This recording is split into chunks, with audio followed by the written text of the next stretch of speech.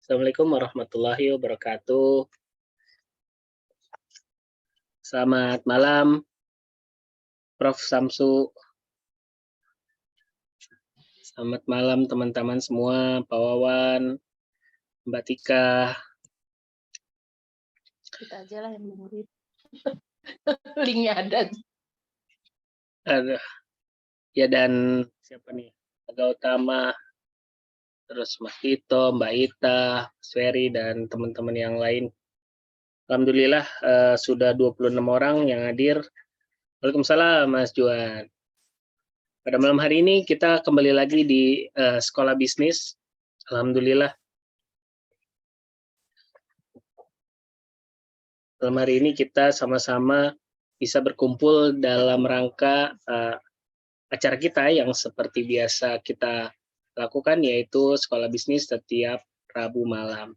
Dan alhamdulillah hari ini kita akan membicarakan tentang relawan pendamping 4S, di mana teman-teman kita belajar untuk tidak hanya memikirkan diri kita, tapi kita juga belajar untuk peduli orang-orang di sekitar kita, peduli lingkungan kita. Dan untuk itu, alhamdulillah sudah ada teman-teman calon relawan pendamping program ini, di mana program ini nantinya ke depannya akan insya Allah diperuntukkan buat generasi-generasi muda bangsa Indonesia ini, yang mana kita perlu banyak juga ikut turun andil dalam mensukseskan generasi-generasi depan bangsa Indonesia ini gitu ya teman-teman. Namun sebelum kita langkah lebih jauh lagi bagaimana program ini, mungkin ada yang tertarik juga setelah itu untuk mengikuti program ini, sama-sama kita berdoa dulu. Semoga acara Sekolah Bisnis pada malam hari ini bisa berjalan dengan lancar, baik, dan tidak ada satu kendala halangan apapun. Sama-sama kita berdoa menurut agama dan kepercayaan kita masing-masing. Berdoa dipersilahkan. Bismillahirrahmanirrahim.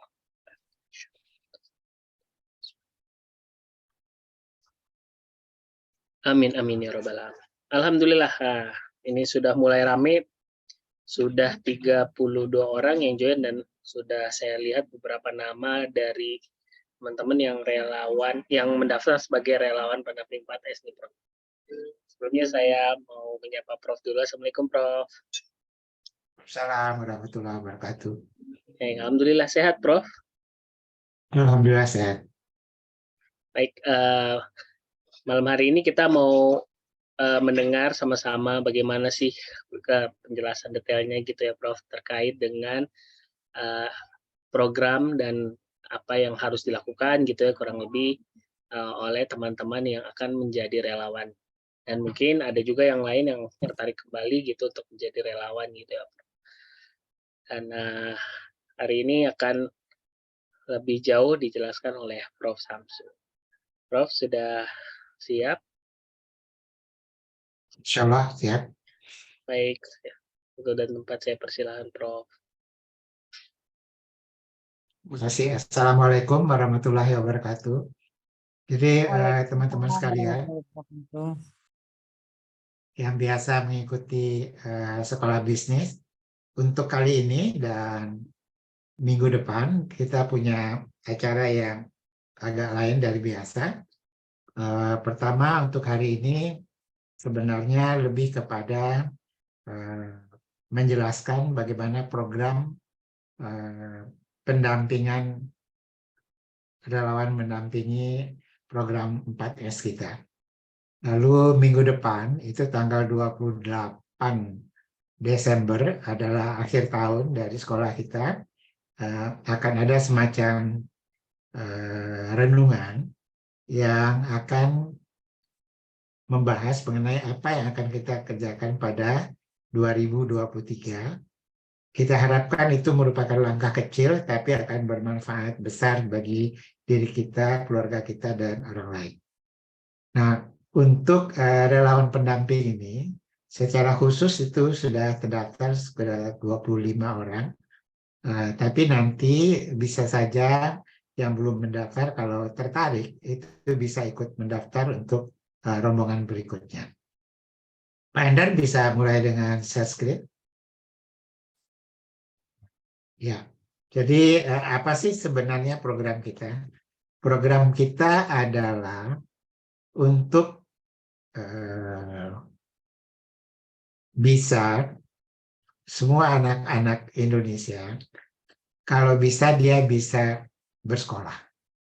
Saya kira-kira 1 minggu yang lalu ke Galur. Galur itu adalah kampung yang paling padat di seluruh Jakarta, dan memang termasuk kampung miskin. Bertemu dengan seorang anak namanya Yoga, umurnya 14 tahun, putus sekolah kelas 6, belum ikut ujian, dan dia pengen sekali untuk bersekolah. Nah, itu adalah salah satu bagaimana caranya kita mengidentifikasi entah itu anak atau itu keluarga yang betul-betul ingin maju. Salah satunya adalah dengan cara bersekolah. Baik, slide berikut. Ini adalah situasi keluarga kita sekarang. Jadi keluarga Indonesia yang betul-betul miskin, artinya satu orang itu penghasilannya kurang dari 15.600 per hari. Jadi kalau berempat, ada bapak, ibu, ada 2 anak berempat, berarti kurang dari 64.000, maka sebenarnya mereka adalah keluarga miskin. Karena 64.000 per hari untuk makan 4 orang, untuk kontrak rumah, untuk sekolah anak-anak, untuk kesehatan, itu hampir nggak mungkin bisa. Jadi ini disebut sebagai miskin absolut. Kalau 64.000 itu sebulan kan 2 juta. Jadi yang penghasilannya di bawah 2 juta, 2 orang suami istri dengan 2 orang anak itu termasuk miskin. Tetapi ada lagi istilah lain namanya hampir miskin. Hampir miskin ini kalau $2. Jadi kalau $2, 31.200, itu bukan 26 juta orang, tapi lebih dari 100 juta orang. Jadi ini besar sekali. Dan ini mudah sekali jatuh ke miskin. Karena biasanya kelompok-kelompok ini adalah kelompok yang mudah di PHK. Jadi misalnya dia bekerja sebagai buruh pabrik tekstil. Sekarang ini buruh pabrik tekstil puluhan ribu di PHK. Maka penghasilannya yang mungkin bisa mencapai satu keluarga 4 juta sebulan, tiba-tiba bisa menjadi kurang dari 2 juta sebulan. Nah, itu situasi kita sekarang. Nah, lebih dari seluruh penduduk itu tidak mampu membeli makanan yang bergizi. Sehingga anak-anaknya itu banyak makan yang memang murah, mungkin kenyang, mungkin enak, tetapi proteinnya kurang, ya, vitamin-vitaminnya kurang. Bagaimana dengan tenaga kerja kita? Kita tahu bahwa kita ada dalam bonus demografi dari tahun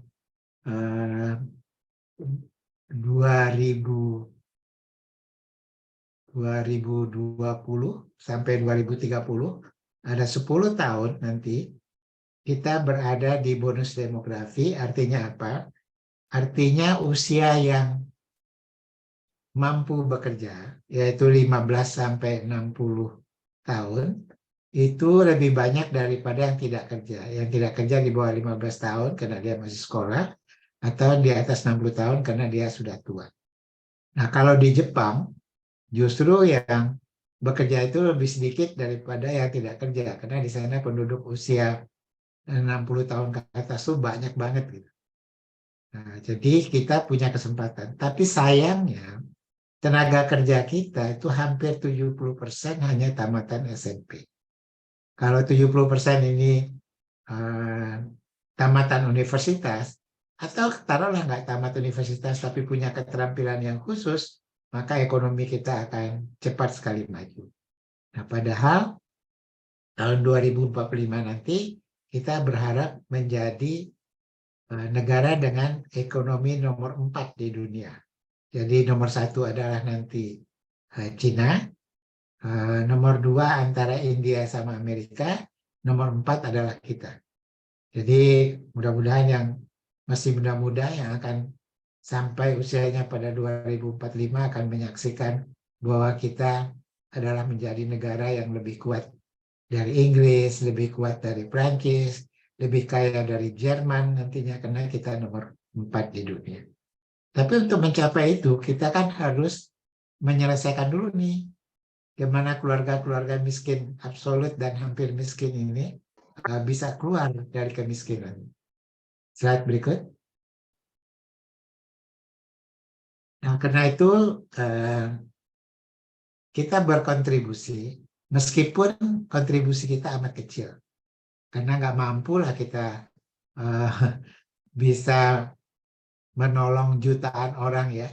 Kita punya 2 tangan, kemampuan terbatas, kita hanya bisa mungkin beberapa orang. Kita meluncurkan namanya program semua sekolah. Jadi tidak ada anak yang usia sekolah tidak sekolah, dan yang sekolah itu semua sukses. Jadi kita berharap mereka bisa sekolah, meskipun tidak harus tamat universitas. Kalau kita kan sebenarnya wajib belajarnya itu sampai SMU. Jadi kita punya wajib belajar 12 tahun. Artinya apa? Pemerintah harus menjamin setiap anak Indonesia belajar sampai tamat SMU dan kalau bisa tidak membayar. Ya, itu namanya wajib belajar. Karena wajib belajar itu dibiayai oleh pemerintah. Namun ada lagi hal yang menarik. Meskipun banyak kita punya sarjana, tapi sarjana yang ada itu menganggur. Kenapa dia menganggur? Karena dia setelah sarjana baru ingin punya keterampilan. Sehingga dia sarjana baru lulus, belum punya keterampilan, harapannya ya jadi pegawai negeri atau jadi pegawai swasta. Sedangkan kesempatan untuk bekerja itu sekarang kecil sekali. Nah, karena itu kita masih ketemu anak-anak seperti Yoga yang bahkan putus sekolah SD kelas 6. Lebih banyak lagi yang putus sekolah SMP, lebih banyak lagi putus sekolah SMU.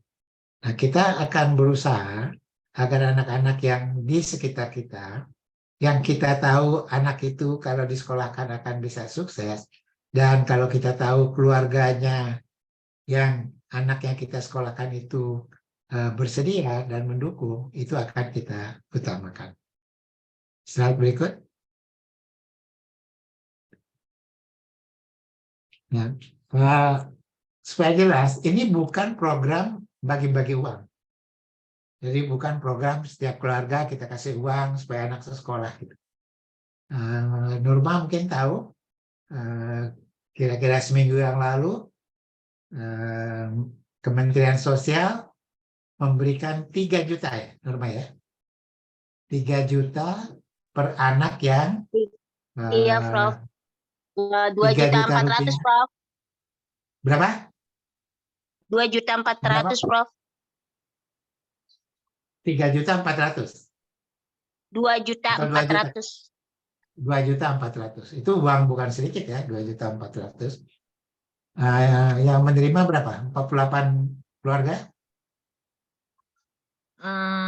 Berapa ya, Prof? Kurang tahu juga saya, Prof. Kemarin lumayan banyak juga, Prof. Ada lebih dari banyak juga, Prof. 80-an mungkin. Kita taruh 50 aja deh. 50 kali 2.400.000 itu sudah 120 juta.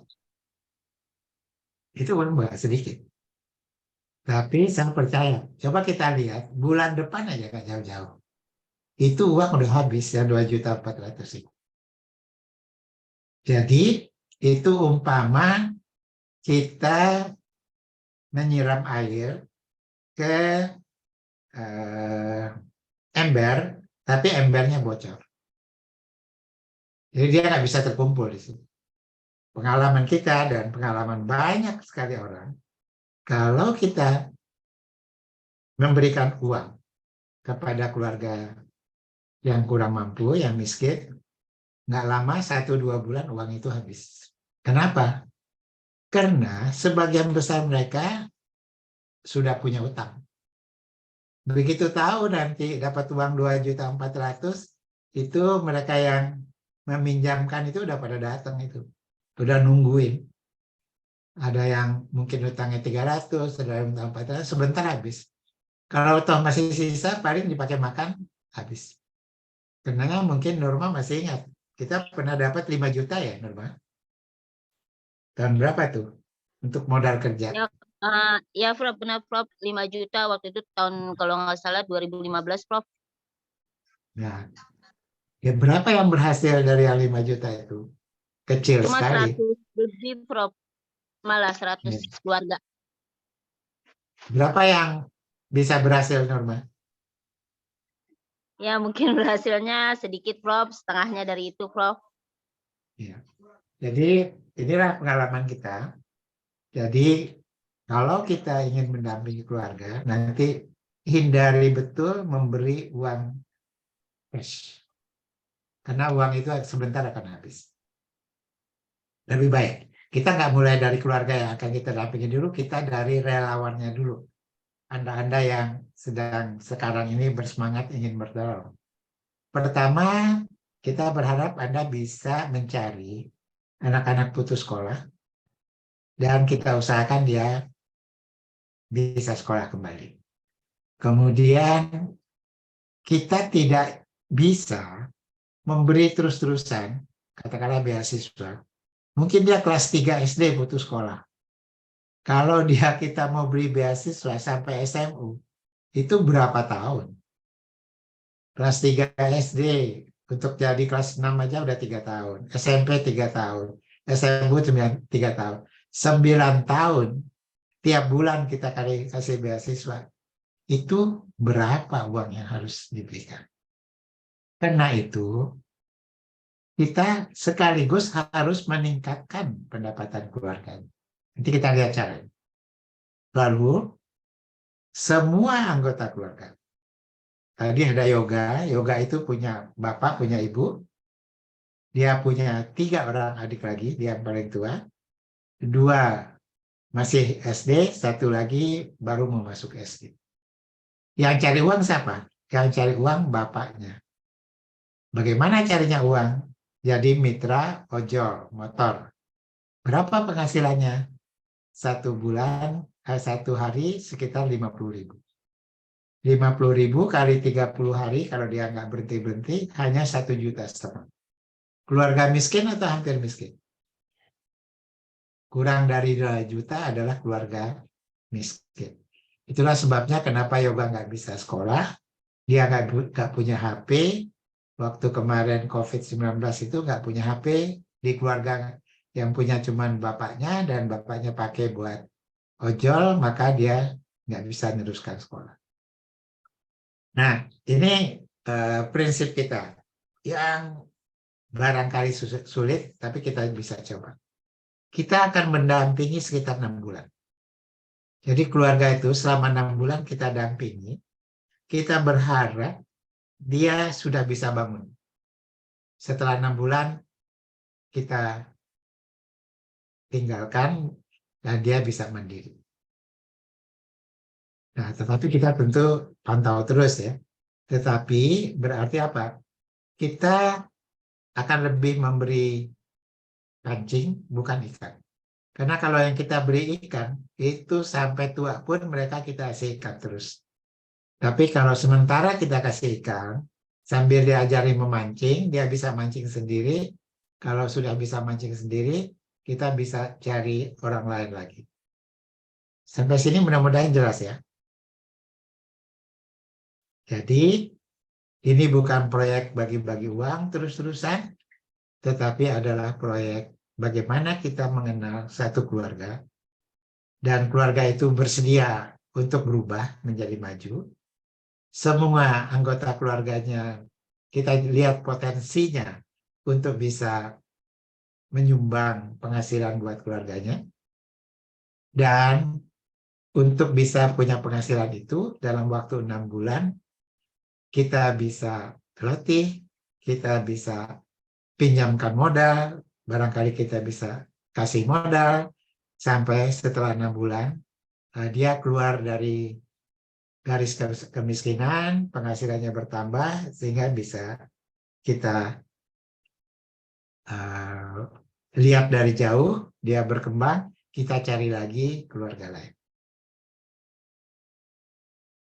Gimana nih, kira-kira jelas nggak sampai sini? Ada yang mau bertanya nggak sampai sini? Oke, kita terus dulu. Slide berikut.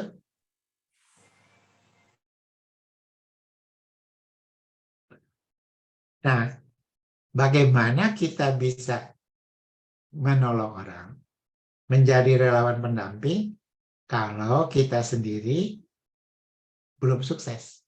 Karena itu untuk program ini kita juga melatih relawan pendamping kita ini menjadi orang yang sukses, orang yang mandiri. Dengan begitu baru dia bisa percaya diri dan baru dia bisa dilihat oleh keluarga yang akan ditolong bahwa dia sendiri memang sudah berhasil. Kalau relawan pendampingnya juga masih belum bisa mandiri, ya mungkin keluarga yang ditolong kurang yakin ya. Nah, inilah sifat-sifat dari relawan pendamping kita. Pertama, dia mau mengembangkan diri. Kemudian dia punya kecerdasan finansial. Kita barangkali sudah pernah membahas ini. Bagi teman-teman yang belum, nanti Hendar, tolong kirimkan rekaman kecerdasan finansial atau slide kecerdasan finansial. Yang pada prinsipnya adalah kita harus punya prinsip menabung. Penghasilan kita lebih besar dari pengeluaran, menabung sedikit-sedikit, lalu bertambah banyak, lalu diikutkan dalam bisnis yang sudah berjalan lancar, sambil kita magang, setelah itu kita mandiri, setelah itu kita berkembang. Nah, kemudian orang yang suka menolong ini harus sabar dan tulus. Jangan cepat-cepat marah, jangan cepat-cepat putus asa. Lalu dia harus punya keterampilan. Ada 2 macam keterampilan yang dia harus punya, yaitu keterampilan hidup, yang harus dipunyai oleh semua orang, yang menyebabkan orang menjadi unggul, dan keterampilan khusus. Nah, keterampilan khusus ini adalah keterampilan yang Anda pilih sesuai dengan minat Anda. Apakah Anda mau jadi katakanlah pedagang bakso, Anda mau jadi tukang jahit, Anda mau jadi merawat orang sakit di rumah, itu adalah keterampilan khusus. Tapi dalam menjalankan keterampilan khusus itu, Anda harus punya cita-cita, Anda bisa mengatur waktu, Anda bisa berkomunikasi dengan baik, Anda bisa melihat peluang, Anda bisa memanfaatkannya, Anda bisa bekerja dalam tim, Anda bisa mempunyai kepemimpinan. Nah, jadi Anda harus pandai bergaul, dan bergaul dengan siapa? Banyak sih orang yang bergaul. Tapi bergaulnya ya bukan dengan orang-orang yang akan meningkatkan kemampuannya. Jadi kalau si yoga tadi, ya bergaulnya sama anak-anak putus sekolah yang lain. Tiap hari ngobrol dari pagi sampai siang, ngobrol-ngobrol macam-macam. Masing-masing tidak bisa saling meningkat. Tapi bergaulah dengan orang yang sudah berhasil atau sukses. Sehingga kita bisa meniru, kita bisa ikutan. Ya. Nah, kemudian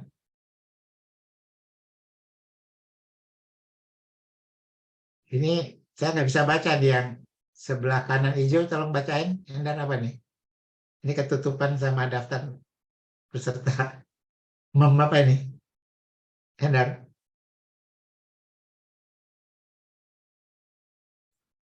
Membuat Kanan bawah pemantauan apa? dan pelaporan. Membuat ya, oh ya, membuat Oke. pemantauan.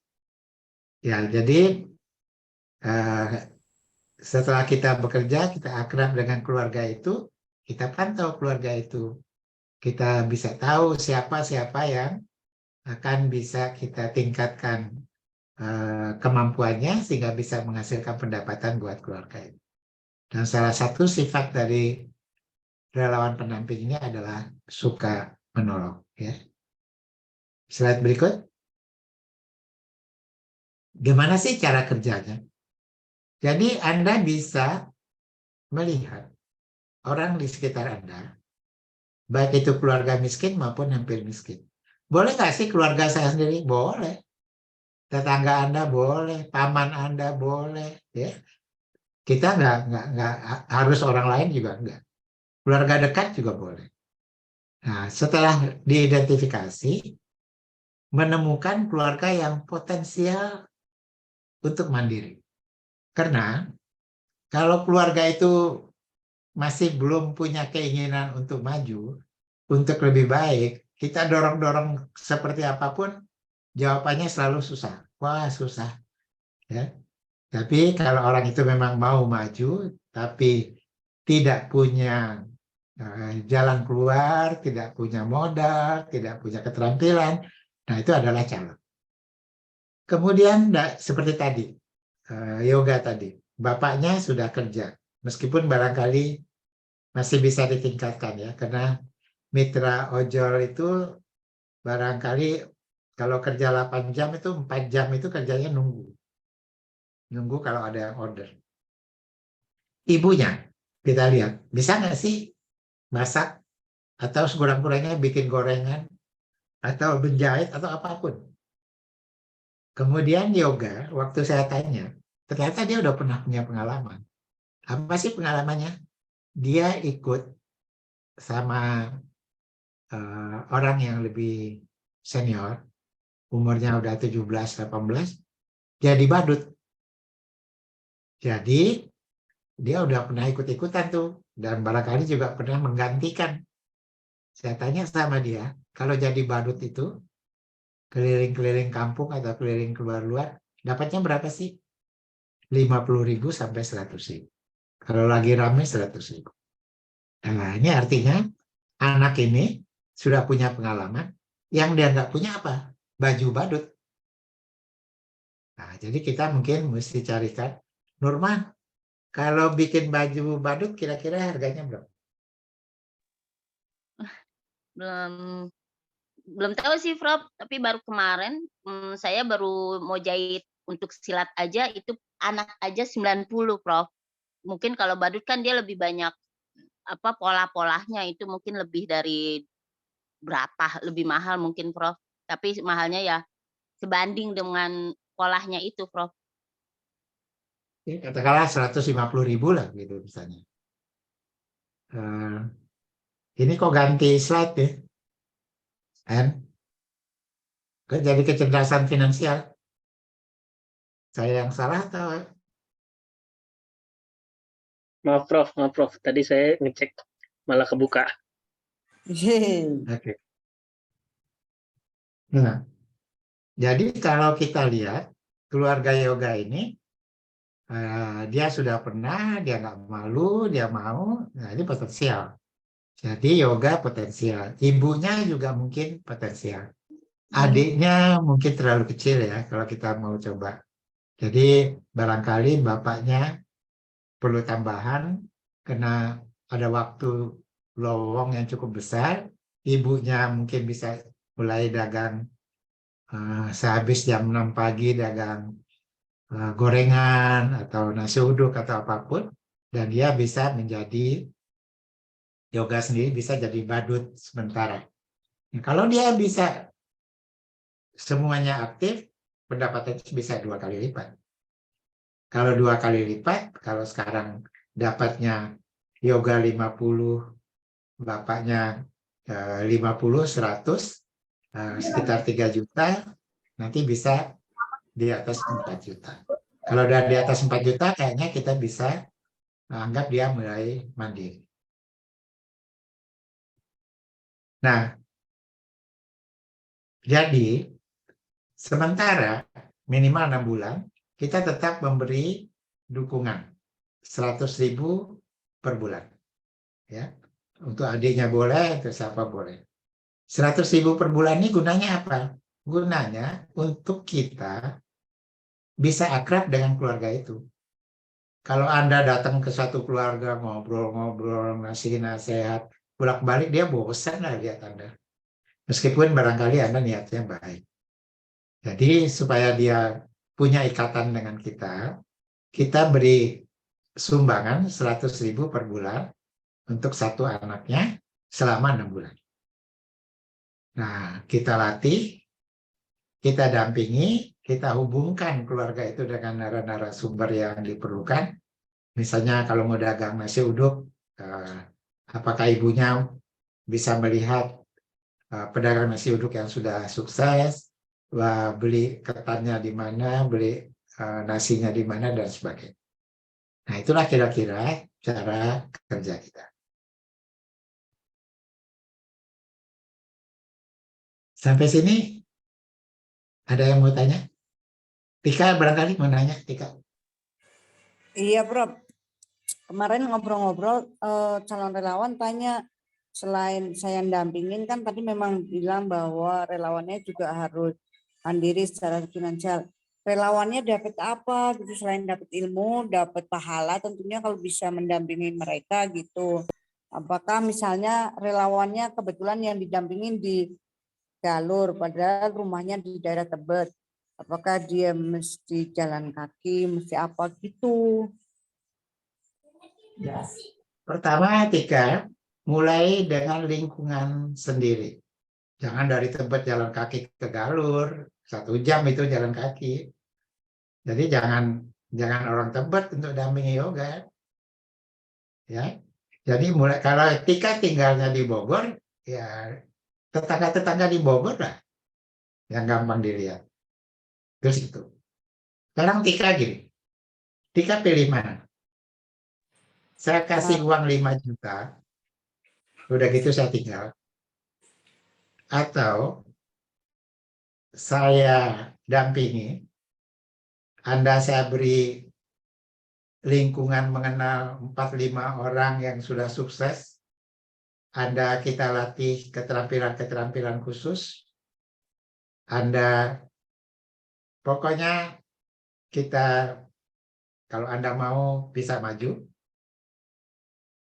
kalau perlu dana permulaan 1 juta, 2 juta kita kasih, karena uang 5 juta itu kan kita udah lihat. 2015 satu keluarga dikasih 5 juta, 3 bulan kemudian habis. Betul. Tapi kalau kita beri keterampilan hidup dan keterampilan khusus, apalagi dengan sedikit modal, insya Allah dia akan berkembang. Jadi kalau Anda mengenal Pak Wawan itu, itu lebih dari 1 juta itu untung yang kenal dia itu. Karena dia bisa ngajarin Anda Facebook, bisa ngajarin Anda Instagram, bisa menghubungkan Anda dengan orang lain, bisa carikan order buat Anda. Asik. Ini yang kadang-kadang remaja kita nggak paham. Yang selalu dipikirkan itu adalah bentuk yang mudah dilihat, yaitu uang. Padahal lingkungan, kenalan, kesempatan belajar. Coba, kita malam-malam bekerja gini berapa orang? 43 orang yang coba mau ikut. Padahal yang butuhkan tuh ratusan orang. Yang lain lebih suka ngobrol, sambil ngerokok mungkin. Nggak melihat manfaat. Jadi, kita tidak akan membiarkan relawan kita itu susah payah. Kita bahkan bertekad relawan kita itu akan maju. Bahkan mungkin relawan dulu yang diurus, baru nanti dampingan. Gimana mengurus dampingan kalau relawannya belum beres? Gimana, Tika? Siap, Prof. Pilih yang kedua. Oke. Slide berikut.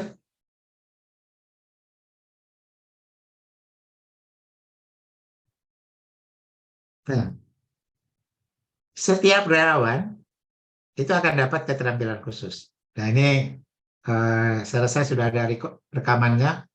Hendar, ada ya rekamannya ya? Yang ceramahnya saya ada, yang ceramahnya Tika juga ada. Lalu kita akan kasih 2 keterampilan khusus. Pilih deh. Misalnya Anda ingin punya SIM A. Kita sekolah kan. Anda ikut kursus sampai dapat SIM A. Hendar, kursus mengemudi mobil sampai dapat SIM A berapa? Apa ya, sejutaan mungkin kayak 1,5 juta? Ya, Iya. 1,5 juta kalau bayar ya.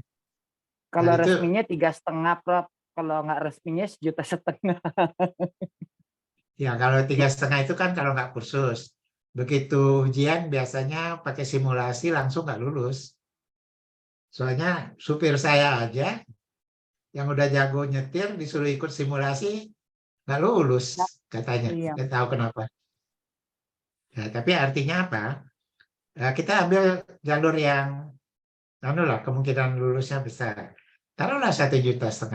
Ya, dia punya uang berapa? Cuma 500 ya, 1 juta kita bantu. Asal dia komit untuk jadi relawan. Nah, setiap relawan mesti menambah 1 bahasa asing. Pak Hendar ini sudah bisa bahasa Indonesia. Bisa ya Hendar ya? Bahasa Inggris. Ya, meskipun ya kalau suruh pidato bahasa Inggris mungkin masih belum lancar. Tambah 1 lagi. Terserah mau apa. Dan itu coba lihat. Banyak sekali online. Anda mau belajar bahasa Korea, Anda mau belajar bahasa Jepang, banyak yang gratis. Tapi ada juga yang berbayar. Nggak mahal, 350.000. Itu akan, kalau bisa sendiri ya bayar sendirilah, buat apa. Tapi kalau nggak bisa, memang betul-betul nggak bisa, kita cari tambahan. Nah, Anda bisa setir mobil, Anda bisa bahasa Korea, kira-kira bisa mandiri nggak? Bisa. Ketemu orang Korea aja Anda udah jadi tangan kanannya dia tuh. Karena di samping jadi supir Anda udah bisa bahasa Korea.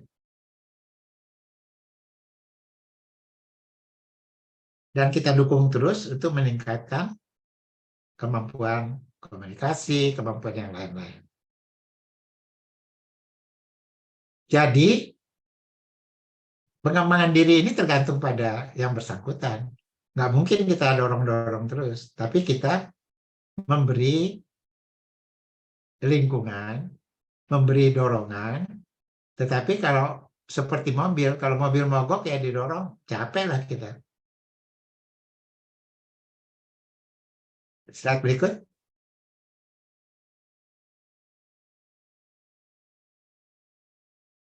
Nah, tapi kalau Anda sudah jadi relawan pendamping, Anda juga perlu mengikuti pelatihan. Ya.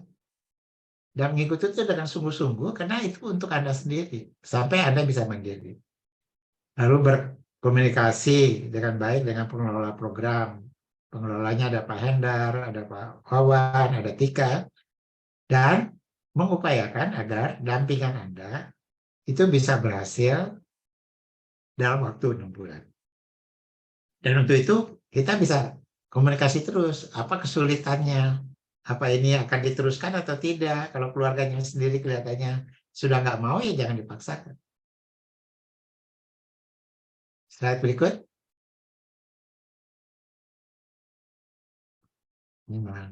Jadi kalau relawan pendamping ini sudah mendaftar, sekarang sedang pelatihan, mengikuti seleksi, menjaga nama baik, ya. Nanti memantau kemajuan perkembangan siswa, membuat laporan. Kalau misalnya kebetulan ada kesempatan kerja atau mau keluar negeri, nggak apa-apa. Tidak harus terus-terusan jadi relawan pendamping. Nah, tapi beritahu 2 minggu sebelumnya. Ya. Dan kita menolong itu tanpa membeda-bedakan apakah sukunya, agamanya, kepercayaannya, dan masing-masing. Slide berikut. Nah, jadi manajer umumnya itu Pak Wawan. Ini fotonya Wawan 20 tahun yang lalu ya. Kan? Iya, iya, betul, Prof, betul. Pak Hendar itu nggak minta sih yang baru. Hendar, wow, kalau Hendar fotonya yang keren dia pasang tuh. Siti Patiman nutupin muka. Ini Tika, jadi Pak Hendar manajer pelatihan, administrasi keuangan Fatima, hubungan eksternal, nanti yang cari-cari perusahaan, yang cari-cari donor, ini Tika. Lalu supervisor lapangannya ada Fatimah lagi, kita punya 2 Fatimah, satu pakai huruf P, satu pakai huruf F, kemudian ada Lita, ada Sundar. Ini kira-kira begitulah yang akan kita kerjakan. Ini tentu baru pengenalan pertama, sehingga semua yang mendaftar untuk menjadi relawan mulai berpikir sekarang. Kira-kira tertarik nggak? Dan bermanfaat nggak buat diri sendiri? Dan bermanfaat nggak buat masyarakat? Nah, kita juga ingin sebanyak mungkin yang bisa ditolong. Karena itu kita ingin juga tidak hanya kelompok-kelompok tertentu saja yang bisa ditolong, yang justru paling memerlukan juga adalah teman-teman difabel, kemudian barangkali juga teman-teman yang punya keterbatasan lain. Karena itu relawan kita juga nanti beraneka ragam. Nah, sekarang karena masih ada satu acara lagi nanti, mungkin 5 menit kalau ada yang tanya jawab, Ender. Baik, silakan. Terima kasih Prof untuk penjelasannya terkait relawan pendamping 4S nih. Banyak yang komen juga luar biasa dan bagus gitu ya. Dan silakan teman-teman kalau masih ada yang bingung gimana sih juga cara daftarnya apa segala macamnya boleh ditanyakan.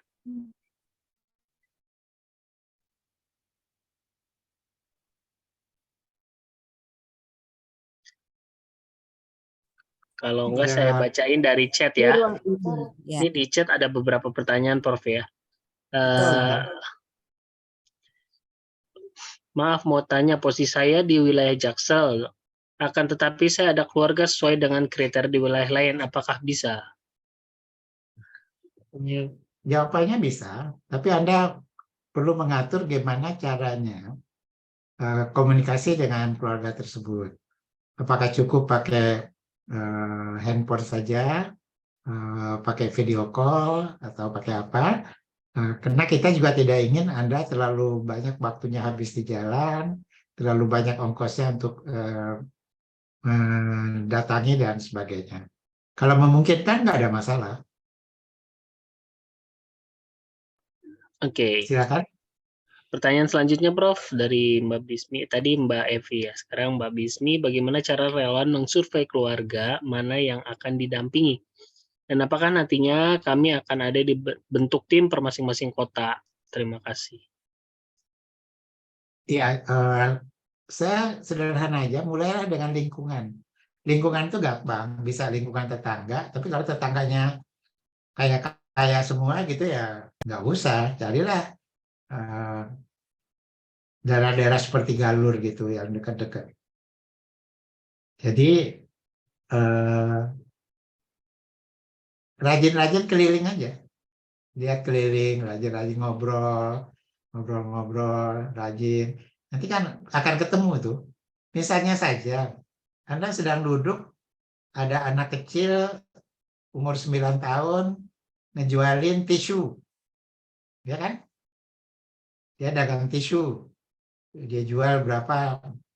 Paling untungnya 300 gitu satu tisu. Anda bisa ngobrol sama dia. Orang tuanya kerja apa? Kamu belilah satu gitu. Tanya, orang tuanya kerja apa, punya adik berapa, tinggal di mana, apa masih sekolah. Nah, kalau kira-kira bisa berlanjut, kunjungi rumahnya, kenalan sama orang tuanya. Ini ada Hapsari. Hapsari mana? Ya, Prof. Assalamualaikum, Prof. Nah, Hapsari kan Prof Yos itu ingin memberi beasiswa, ya kan? Ya, Prof. Katakanlah dia akan memberi 1.000 orang, gitu kan? Ya, Prof. Itu dengan mudah. Tika aja nyari 100 tuh sebentar itu. Ya nggak Tika? Kalau cuma mau bagi-bagi beasiswa. Betul. Ini satu kampung aja separuhnya aja itu gampang kita kasih Tika. Hanya persoalannya mau berapa tahun Anda kasih beasiswa. Nah, karena itu kita nanti kerjasama. Mungkin Pak Yosnya yang ambil katakanlah mau 100.000 atau kalau SMP mau 250.000, dia ambil bulannya itu, kita lebih kepada wirausahanya. Jadi kita bisa saling mengenal. Sebaliknya nanti Pak Yos, kalau kita berhasil, maka nggak usah seumur hidup ngebantu keluarga itu. Bayangkan kalau dari kelas 3 SD sampai tamat SMU, tiap bulan dikirimi terus. Habis itu perlu beli apa, misalnya tas, minta lagi sama kita beli tas. Nah, lama-lama nggak kuat lah kita. Karena kita mendukung orang dan tidak memberdayakannya. Gimana Tari?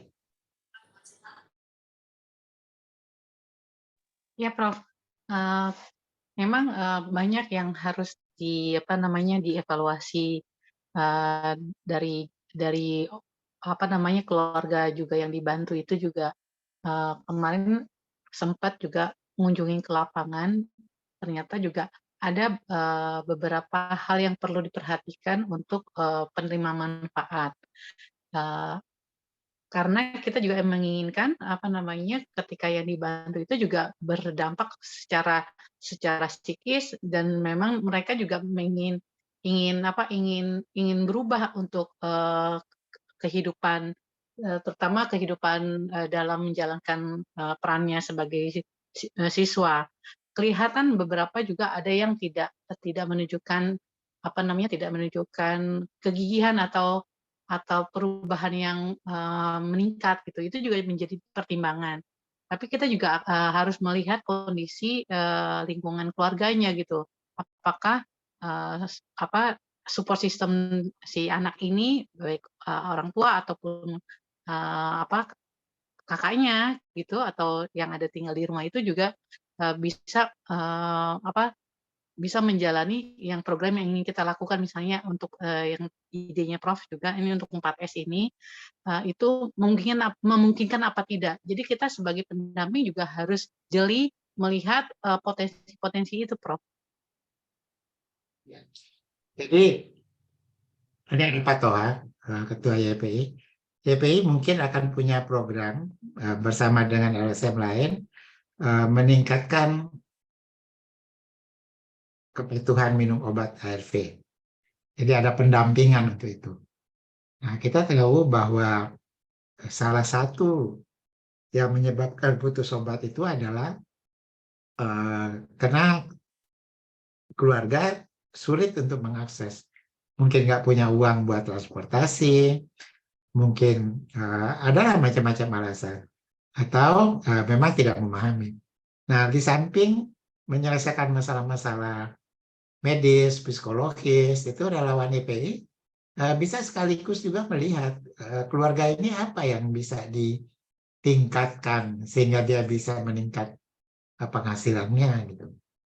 Jadi saya punya teman Oda di Kampung Bali. Saya rasa sudah sejak Kampung Bali kita tahun berapa ya Tika? Mulainya 2001. Kita pergi dari Kampung Bali tahun berapa? Oh, 10 tahun kemudian 2005? dari 2011-an. Ya. Tika pasti kenal orangnya. Dan Iya. dia itu kerjanya apa? Dia itu kerjanya dagang teh botol sama kue. Ya nggak besar sih, sehari dapat lah 40-50 ribu. Yang kita bantu adalah waktu itu beliin kulkas supaya minumannya bisa dingin di rumahnya ya. Lalu modal kalau nggak salah mulai 500 ribu atau berapa. Ternyata dia bisa berputar bertahun-tahun. Dan dia bisa pergi ke rumah sakit apa segala macam karena dia masih harus minum obat dan karena jantungnya juga terganggu dia harus kontrol dan dia bisa BPJS dan sebagainya. Itulah yang akan kita usahakan. Titik masuknya itu bisa dari mana-mana. Bisa dari anak sekolah. Kalau teman-teman DPI barangkali justru bagaimana supaya akhirnya minum ARV.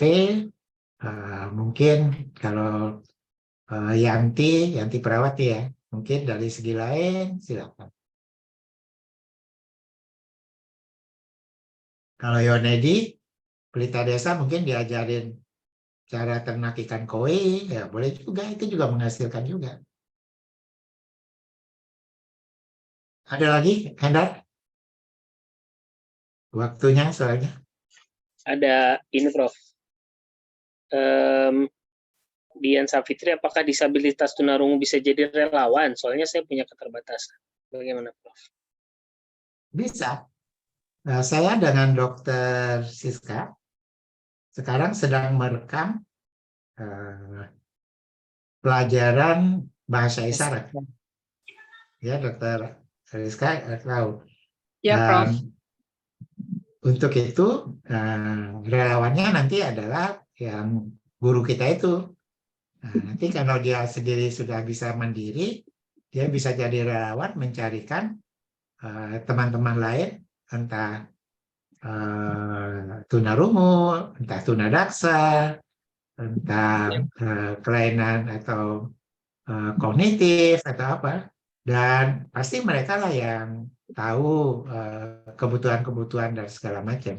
Itulah yang tadi saya katakan bahwa kita ingin relawan kita ini dari berbagai macam kalangan. Sangat mungkin, benar. Iya, oke. Selanjutnya, Juan Lubis di daerah Matraman, banyak sekali orang terkait dengan kebutuhan ini. Bagaimana cara saya agar dapat menjalankan tugas mulia ini? Nah, kurang lebih tadi sudah dijelaskan ya, mulai dari daerah terdekat aja dulu, Mas Juan, atau mau ditambahkan lagi, Prof? Ya, hanya kan gini, Pak Johan, kita mulai bertahap ya. Karena di belakang saya tidak ada konglomerat gitu. Kalau di belakang saya ada Pak Hartono bersaudara atau yang Pak Sandiaga Uno atau Erick Thohir sih, mau mulai 1.000 orang juga oke-oke aja gitu kan. Karena bagi mereka Izin Prof, kalau untuk ada boleh nggak Prof anak dengan HIV/AIDS-nya dok yang putus sekolah Prof? sangat boleh dong. Sangat, barangkali harus diprioritaskan. Karena ada kebutuhannya Prof, memang Prof di daerah Iya. Matraman Prof.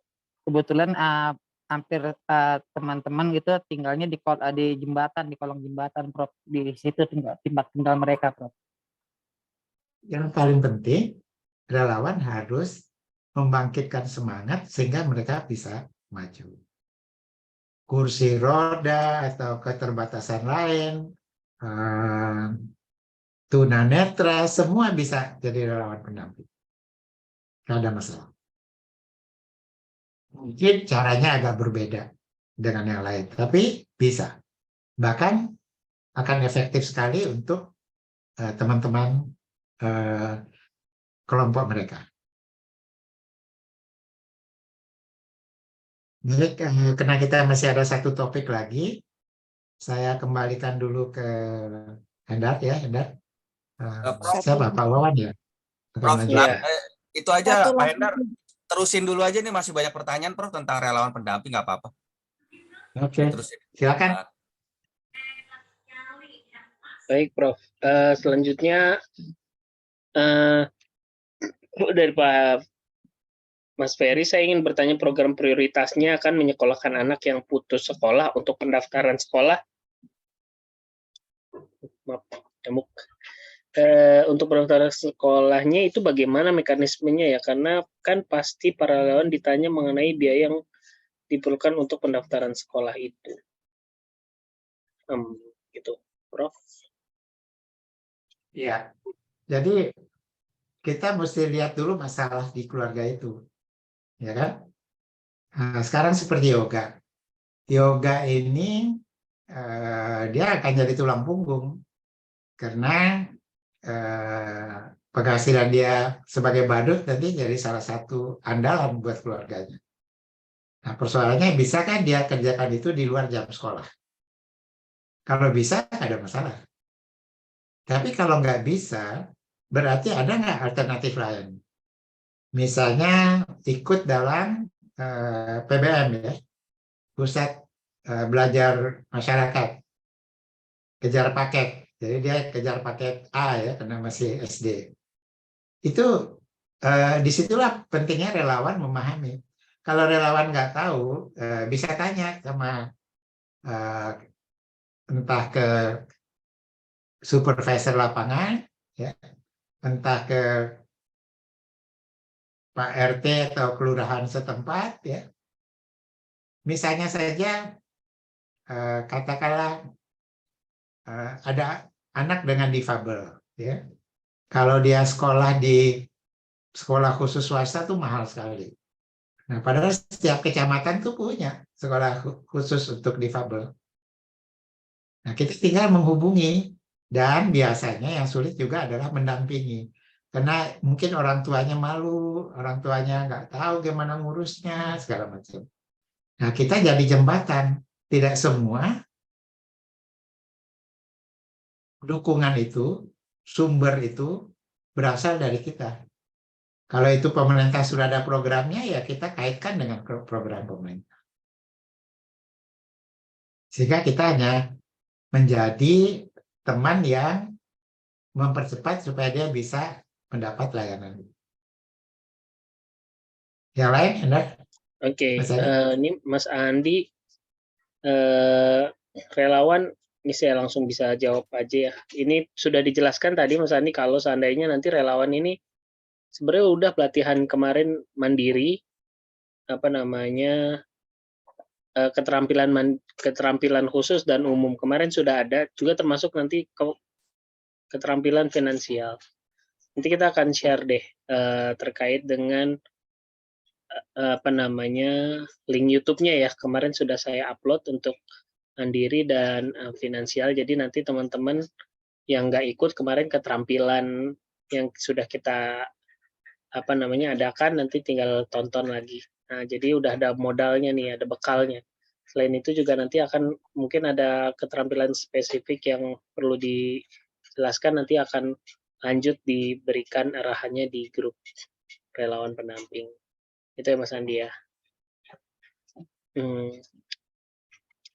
Kak, mau tanya, untuk program volunteer pendampingan ini apakah perlu ikut pelatihan secara offline? Saya tertarik untuk ikut proyeknya, tapi mulai bulan Januari saya melanjut studi di Vancouver.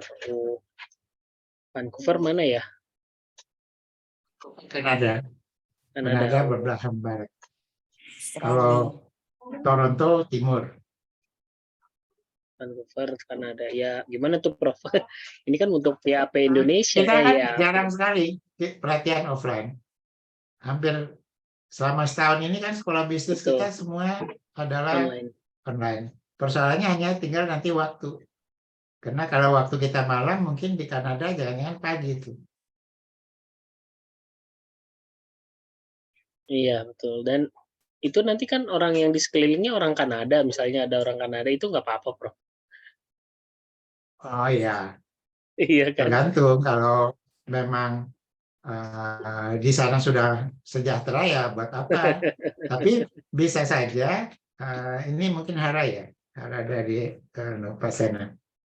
Bisa saja Anda melatih teman-teman yang ada di Indonesia.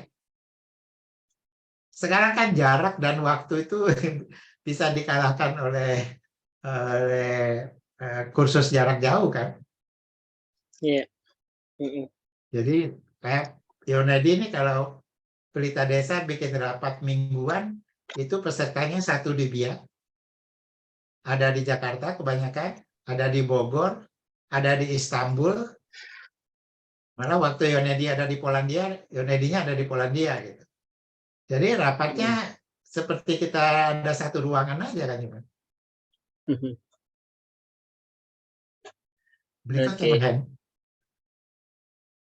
Baik, selanjutnya ada dari Mbak Melisa, izin tanya Prof, di lingkungan saya ada salah satu anak yang tidak bisa mengambil ijazah SMP. Apakah bisa dibantu? Ya, sudah tentu pada prinsipnya kita ingin bantu. Hanya persoalannya Melisa harus yakin betul. Memang keluarga itu mengutamakan nggak sih mau ambil ijazahnya gitu. Contoh, bapaknya ngerokok. Sekarang ngerokok 1 bulan berapa? Kalau 1 bungkus sehari, 20.000 sehari. berapa 1 bungkus? 20.000, Bro. 20.000. Sebulan berapa? Kali 30, 600.000. Banyak. 600.000. Jangan-jangan udah bisa nembus ijazah itu. Ya, itu tentu satu contoh aja. Artinya, kalau keluarga itu udah berusaha betul, tapi tidak bisa, ya kita turun. Tapi kita bukan orang yang punya uang segitu banyaknya, semua yang kita lihat langsung kita tahu. Kalau bisa dari keluarga itu sendiri mengusahakan. Kalau bapaknya memang merasa anaknya perlu punya ijazah, kalau dia nggak bisa berhenti merokok, ngurangi separuh aja, udah 300.000 1 bulan. Itu yang kita maksud. Artinya kita tidak mengandalkan bantuan luar. Kalau bisa bantuan kemandirian keluarganya itu dulu. Tapi kalau memang dia tidak mampu sekali, ya kita usahakan. Jadi Melisa harus lihat betul keluarga ini. Kalau Melisa pikir memang sama sekali nggak mampu, ya silakan. Oh, Pasti ada yang mau bantu. ini dijelaskan lagi sama Mbak Melisa, memang tidak mampu Prof, karena bapaknya sudah meninggal, ibunya tidak bekerja. Terus penghasilannya dari siapa nih? Ya, nanti kita bisa demi kasus ini kita bisa bahas. Jadi nanti dalam pendamping itu seminggu sekali kita ketemu, satu kasus kita bahas, kita beri masukan, yang patut dibantu ya kita bantu. Oke, baik. Terima kasih Mbak Melisa. Ini pertanyaan sudah habis Prof. Terima kasih banyak Prof buat sesi penjelasan tentang relawan pendamping ini. Semoga teman-teman jelas. Yang berminat silahkan masih dibuka ya Prof buat jadi relawan Prof. Ya, jadi nanti tentu ada angkatan. Angkatan pertama ini ada berapa, Wan? 25. 25. Nanti berikutnya mungkin kita cari 25 lagi angkatan kedua. Yang paling penting adalah timetable kita. Sebulan ini kita akan membereskan dulu relawan pendamping. Supaya relawan pendampingnya begitu turun jalanan tuh udah ada rasa percaya diri. Dia sendiri juga udah mulai melihat apa yang akan dia kerjakan untuk mandiri. Setelah itu baru turun. Jadi relawan pendamping bukanlah perantara untuk bagi-bagi uang. Karena terus terang di belakang kita nggak ada orang, kita sendiri. Mungkin Prof Yos akan bantu kita, tapi saya rasa juga mungkin dia juga punya program sendiri. Tapi kita bisa saling kerjasama.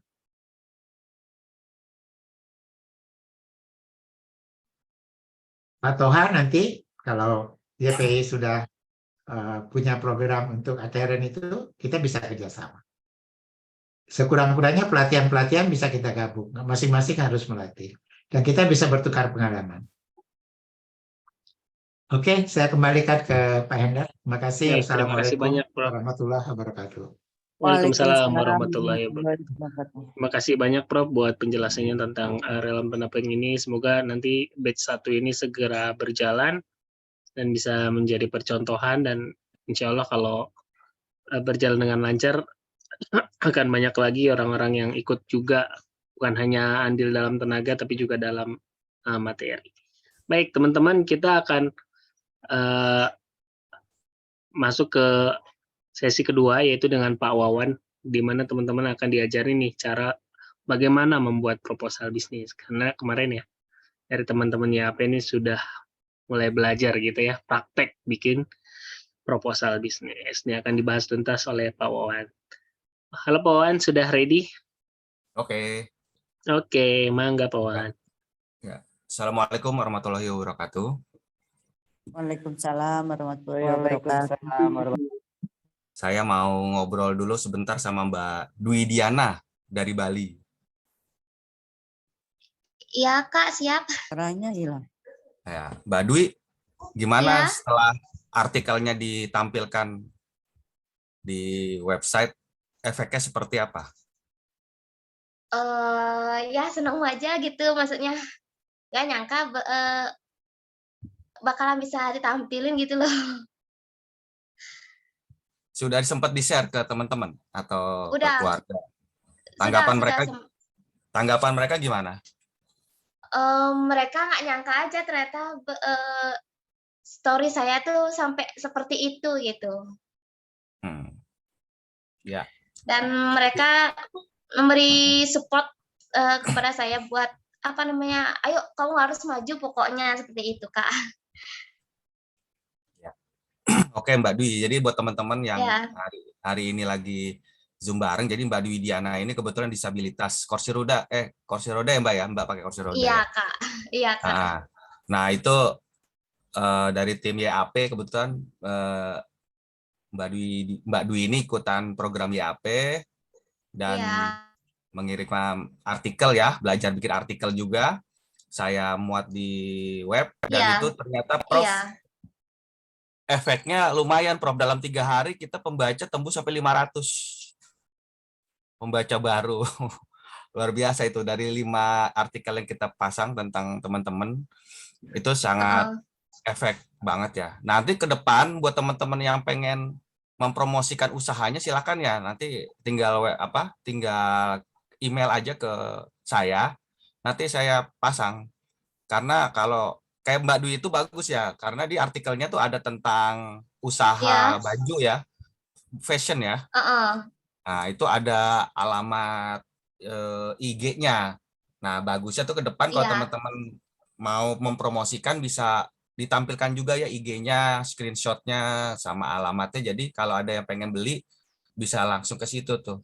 Dan juga yang pasti gini ya teman-teman, kadang kan kita harus speak up ya. Kadang disabilitas kan dianggap nggak bisa apa-apa. Dengan adanya tulisan ini, kita mesti nunjukin bahwa justru disabilitas itu bahkan bisa ngajar loh, jangan salah gitu. Nah itu penting gitu ya. Jadi ini saya lihat Prof, teman-teman yang di tahap 2 ini di program YAP, Youth Against Poverty ini sudah mulai mengerti bahwa esensi program YAP ini bukan untuk kita kasih modal atau apa ya, tapi memberikan motivasi ke orang lain ya, buat ditiru. Bahwa kalau kita punya kekurangan itu, kita tuh ya jangan nyerah, tapi terus aja, buktinya kan udah ada. Nah, seperti itu mungkin. Oke, makasih Mbak Dwi ya, nanti tetap nulis-nulis ya Mbak, nanti kirim ke kita. Iya Kak, makasih juga buat tim YAP yang udah ngebimbing lah istilahnya Kak. Gak nyangka aja saya bisa nulis sampai seperti itu, padahal saya pikir saya emang dulu sempat pengen nulis artikel, cuma saya bingung Kak mulainya kayak gimana, nanti bakalan nggak nyambung seperti itulah Kak. Dan di YAP akhirnya ketemu lah saya, kayak ya nggak nyangka aja gitu. Makasih buat tim YAP, apalagi buat Prof yang udah selalu ngebimbing lah istilahnya. Ya, baik. Makasih Mbak Dwi. Iya, Salut buat Mbak Dwi. Ya, jadi buat teman-teman lain yang mau lihat artikel yang Mbak Dwi dan yang lainnya bisa masuk ke familyacademy.id ya, website kita. Oke, kita sekarang sebenarnya ini pengetahuan umum ya. Kebetulan aja ini akan jadi tugas puncaknya teman-teman di program YAP, yaitu membuat proposal bisnis. Dari awal pelatihan, mendengarkan, terus berusaha membuat Canva, membuat desain, promo. Ujungnya adalah gimana kalau kita bikin bisnis beneran. Bahkan sudah ada banyak yang jadi ya, mungkin udah jalan. Hanya saja proposal bisnis ini penting. Kenapa? Kalau kita pengen dapat investor atau modal, biasanya tuh mereka yang akan kasih uang itu atau kasih modal bantuan apapun tuh mereka butuh nih namanya proposal bisnis. Nah, ini saya mulai. Jadi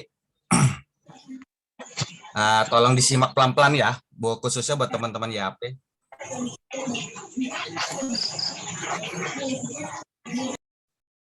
Jadi bikin proposal itu sebenarnya nggak susah banget, tapi nggak gampang juga.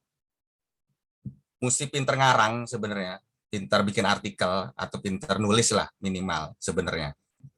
Tapi kita udah ada kerangkanya, tinggal ditiru aja ini.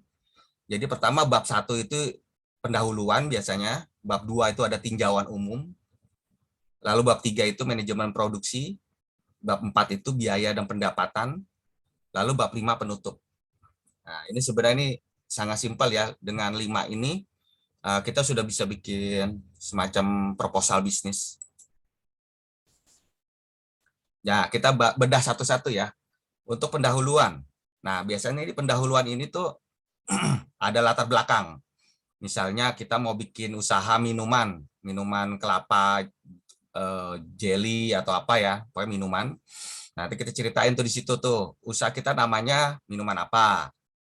Kenapa pengen bikin usaha ini? Karena usaha ini bla bla bla bla. Nah, terus tujuannya tuh ya pasti ya menambah income, kedua juga karena kebetulan dekat dengan tempat yang strategis.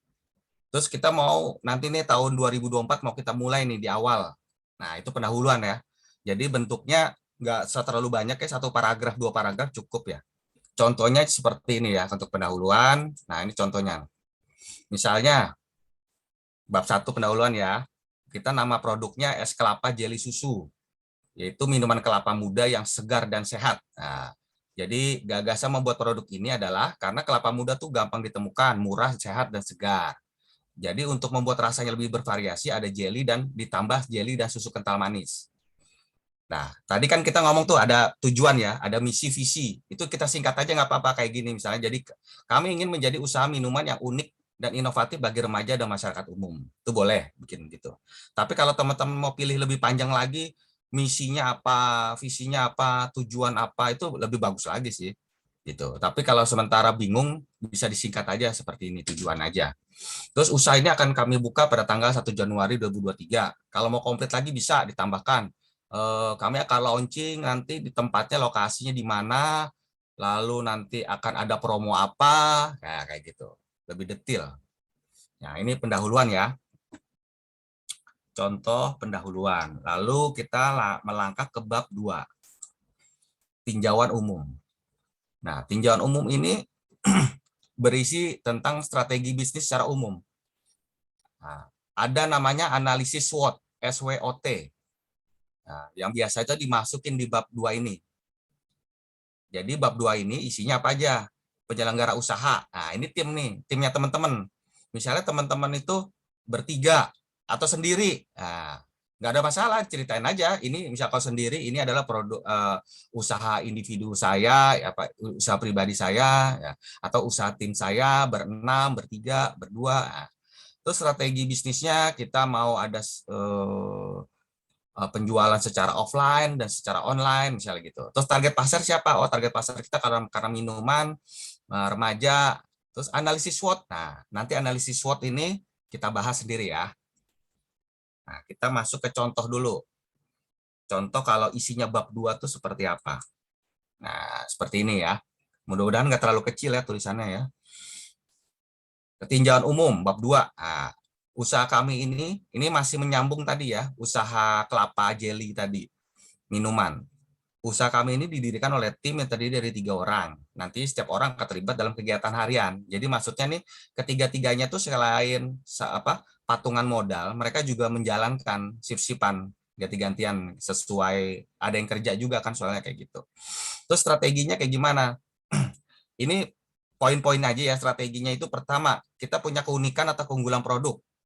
Apa sih kelebihannya es kelamut jelly susu misalnya gitu, namanya Kelamut misalnya. Kelebihannya itu bahan-bahannya segar dan sehat, tuh. Alami ya kan, karena kan kelapa tuh. Selain itu ada susu dan agar-agar. Nah, karena kalau yang di lain nggak ada, kalau yang di ini ada. Nah, itu yang bikin unik atau unggul produknya. Nah, ini penting ya, kalau bikin produk harus ada keunikan atau keunggulan. Kedua, harga. Harganya nggak mahal, tapi cuma 5.000. Umum deh buat yang jajan-jajan, masih sekolah atau yang lagi jalan-jalan di alun-alun atau apa, bisa jajan 5.000. Strategi promosinya, kita mau online melalui sosial media dan offline dengan membuka kios di sekitar alun-alun. Poin-poin ini kan saya bikin singkat-singkat ya, tapi sebenarnya bisa dipanjangin lagi tuh, bisa berparagraf-paragraf ya, misalnya promosinya dirinci lagi tuh, online-nya media sosialnya apa aja, terus nanti ada promo apa aja, terus ada kegiatan apa aja. Nah, itu bisa. Lalu keempat, target pasar. Nah, targetnya siapa? Yang mau dijual ke siapa nih? Oh, mau jualnya ke remaja. Nah, target itu penting. Kenapa? Kalau kita sudah menentukan target, kita akan bisa lebih mudah mengemas bentuk promosinya. Kalau targetnya remaja, berarti promosinya kan semua hal yang berbau-bau remaja, misalnya TikTok. TikToknya pakai lagu-lagu, misalnya lagu-lagu yang lagi happening sekarang viral, misalnya kayak Devil Inside Me. Nah, itu kan TikToknya lagi viral tuh. Nah, karena menurut survei lagu itu ternyata sekarang ini 80% mengambil peranan ketimbang materi. Karena orang banyak kan karena lagunya enak didengerin. Sebenarnya nggak menarik videonya, tapi karena lagunya enak dia dengerin, akhirnya dia nonton tuh video. Nah, itu promosi-promosi itu tuh target pasar itu penting. Jadi ya tentukan dulu siapa targetnya. Apakah ibu-ibu rumah tangga? Nah, kalau ibu-ibu rumah tangga nggak cocok lah kalau kita pakai media sosial yang ke milenial. Berarti kan kalau ibu rumah tangga kita masuknya lewat pengajian-pengajian, misalnya kan arisan kayak gitu. Kalau enggak komunitas senam misalnya. Jadi tentukan dulu target pasar. Dan harus spesifik ya. Apakah anak sekolah atau pekerja atau wisatawan atau siapa. Nah, jadi ini adalah tinjauan umum ya, bab 2. Isi bab 2-nya ini mungkin bisa setengah lembar, bisa 1 halaman, itu terserah ya. Tapi usahakan tidak terlalu bertele-tele. Jadi singkat-singkat aja, gampang dimengerti. Jadi sebenarnya proposal bisnis itu 2 halaman itu udah cukup sebenarnya. Itu. Oke, kita lanjut ke ini bab 2 ya. Sekarang kita ke ini dulu. Kita ngomongin analisa SWOT. Mungkin ada banyak yang udah tahu ya SWOT itu apa, tapi mungkin buat teman-teman yang baru tahu, SWOT itu singkatan ya, Strength, Weakness, Opportunity, dan Threat. Strength itu kekuatan. Apa kekuatan dari usaha yang teman-teman lakukan? Apa kekuatan produk yang teman-teman jual? Apa kekuatan, keunggulan, keunikan dari produk yang teman-teman jual? Itu strength-nya. Itu mesti dibikin, mesti dituliskan gitu. Terus weakness, kelemahannya apa? Oh, produk saya bikinnya lama, misalnya. Nggak apa-apa, ditulis aja. Jadi biar investor juga tahu, dan bahkan bisa membantu di hal-hal yang lemah itu. Modalnya sedikit, kecil. Nah, itu weakness, kelemahan. Lalu ada opportunity, peluang. Peluangnya tapi banyak nih kalau saya jual minuman. Kenapa? Soalnya samping saya ada alun-alun, ada Car Free Day, Sabtu Minggu. Itu luar biasa kalau jual minuman yang banyak orang olahraga, aus, segala macam. Nah, dan hari biasa juga banyak yang lewat. Nah, berarti ada peluang tuh. Terus produk saya itu alami, sehat dan alami. Nah, karena banyak orang sekarang lebih milih minuman lebih alami ketimbang yang nggak alami kayak boba-boba gitu kan. Nah, ini kan kelapa nih lebih alami. Nah, itu berarti ada opportunities, ada peluang. Lalu ancamannya apa? Waduh, udah banyak tuh yang bikin usaha yang sama atau produk yang serupa. Ada pesaing. Atau enggak ancamannya dalam satu tempat itu banyak orang yang menjual produk yang sama. Nah, itu berarti mesti dipikirin caranya gimana. Apakah kita pindah dari tempat itu? Apakah kita bikin yang berbeda dari produk kita atau apa? Nah, itu threat, ancaman. Nah, sampai sini jelas ya untuk SWOT ya. Nanti kan saya share juga ke grup materinya. Nah, sekarang kalau udah tahu tentang SWOT tadi, sekarang nih kalau kita tulis kayak gimana nih contoh tulisannya ya. Nah, ini contohnya nih. Nggak usah ditulis contoh SWOT ya, tapi tulis aja analisa pasar atau enggak analisa produk atau analisa usaha itu boleh. Kekuatannya apa? Oh, kami menggunakan bahan yang segar, alami dan sehat. Harga produk juga murah. Nah, itu kekuatan. Kelemahannya modal masih kecil. Gerobak saya masih sederhana banget tuh. Yeah. Belum ngejreng, belum keren kayak kafe-kafe yang mobile cafe gitu kan. Terus peluangnya apa? Lokasi alun-alun sangat strategis, dipenuhi target penjualan kami setiap harinya. Lalu peluangnya minuman ini masih bisa diinovasikan terus nih dengan beragam varian baru. Nah, itu peluang tuh. Lalu trade, pesaing. Produk minuman kita ini banyak pesaingnya. Makanya untuk menghindari persaingan yang ketat, kita akan buka di alun-alunnya tuh di bagian selatan. Oh. Jadi gini ya teman-teman, ketika menuliskan threat atau ancaman, jangan menuliskan cuma ancaman doang, tapi solusinya kasih juga sekalian di situ. Jadi si pembaca atau si investor yang mau ngasih dana itu juga tahu, oh ternyata si pemilik usaha atau yang menjalankan usaha ini tahu solusinya tuh, oh seperti ini gitu. Jadi jangan cuma kasih aja, oh ancamannya banyak pesaing, udah. Nah jangan enggak lah. Ya kita kasih tulisan lah. Nanti kita akan inovasi, kita akan ada perubahan gerobak atau apa gitu. Jadi ini contohnya ya, penulisan analisa pasar atau dengan berdasarkan rumus SWOT ini, SWOT. Lalu kita lanjut ke bab 3. Ini manajemen produksi. Maksudnya itu bagaimana usaha itu dijalankan.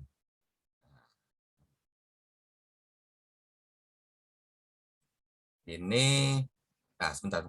Nah, jadi gimana kita ngelola usaha kita, produk apa yang dijual, jenisnya apa, nah, bagaimana melakukannya, kapan melakukannya itu bisa dijelaskan di sini. Aspeknya apa aja nih yang dijelaskan di bab ini? Ada bahan pembuatan produksi, misalnya kelapa dan lain-lain. Peralatan atau bahan baku yang digunakan. Sistem kegiatan operasionalnya seperti apa? Proses produksinya seperti apa? Proses penyimpanannya seperti apa? Nah, gitu kan. Proses jualannya seperti apa? Itu boleh tuh diceritain di sini tuh. Tapi dengan tetap kalimat yang singkat, padat, dan jelas. Nah, contohnya seperti apa nih? Nah, seperti inilah kira-kira ya. Manajemen produksi, usaha es kelapa jelly susu. Ini kolaborasi 3 orang. Jadi 3 orang ini investasi modal yang berbeda.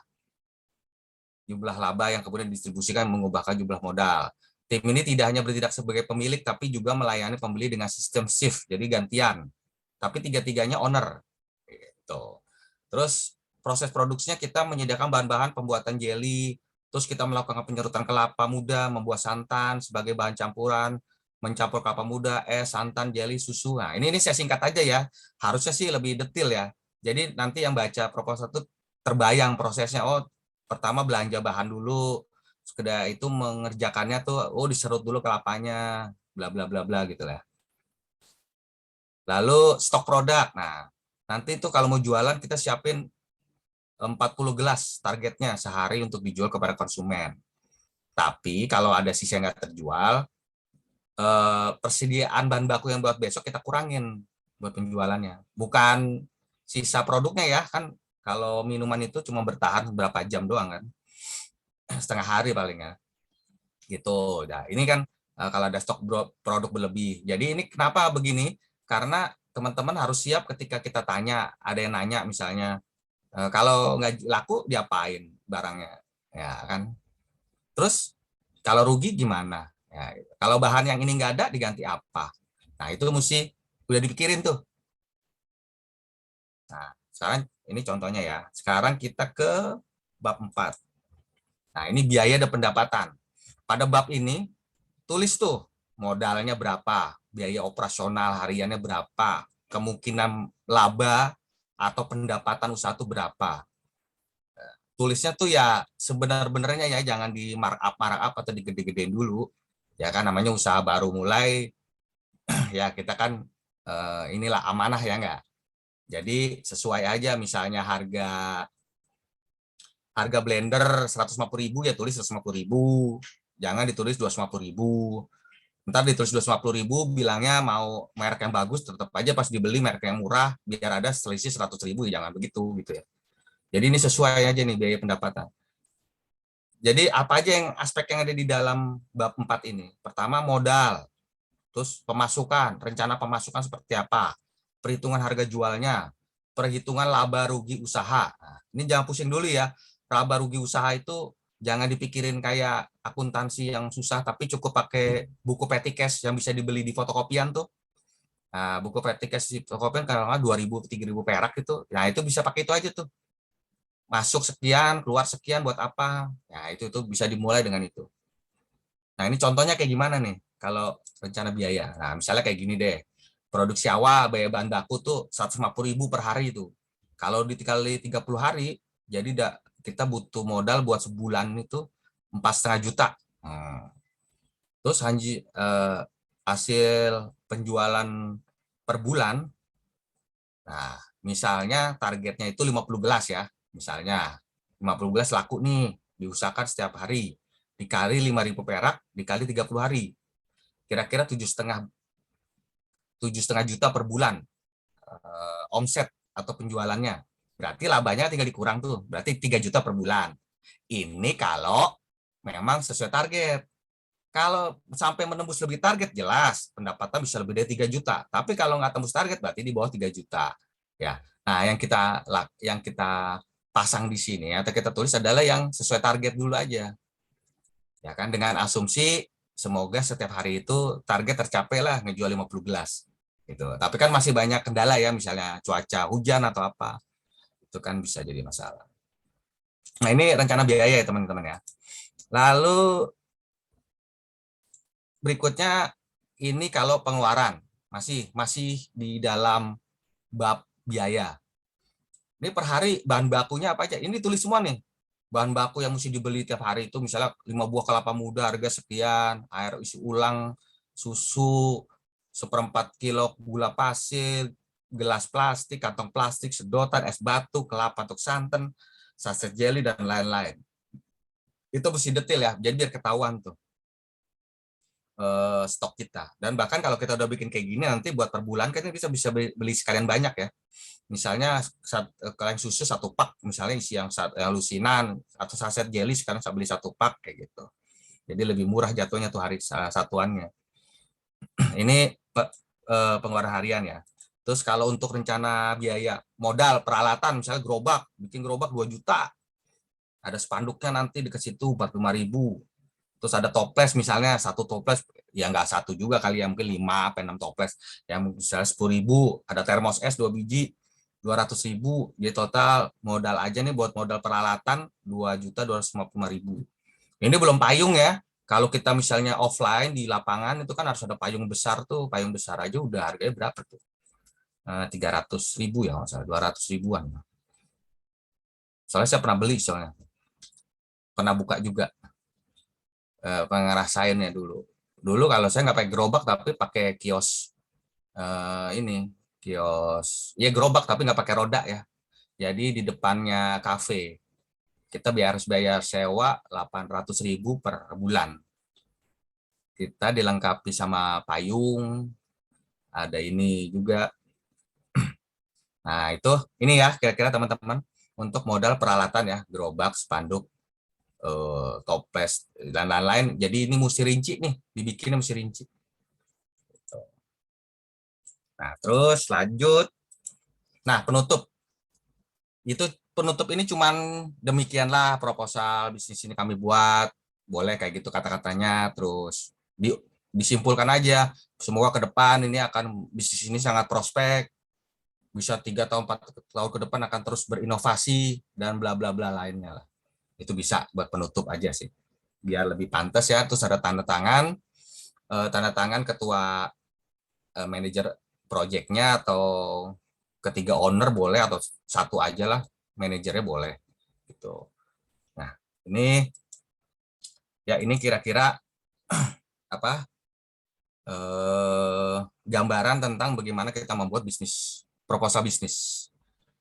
Kira-kira ada pertanyaan mungkin? Atau Mas Andi, saya mau tahu pendapatnya Mas Andi, karena saya lihat tulisannya paling oke kemarin tuh. Ada Mas Andi ada nggak? Siap ada Pak Wawan. Ya, gimana Mas Andi menurut Mas Andi nih proposal ini? Mudah, sulit atau gimana? Kalau saya sih masih awam mengenai proposal bisnis. Jadi kan biasanya saya paling kalau untuk proposal itu untuk kegiatan-kegiatan sosial. Jadi tujuannya itu ke donatur-donatur yang ada di sekitar.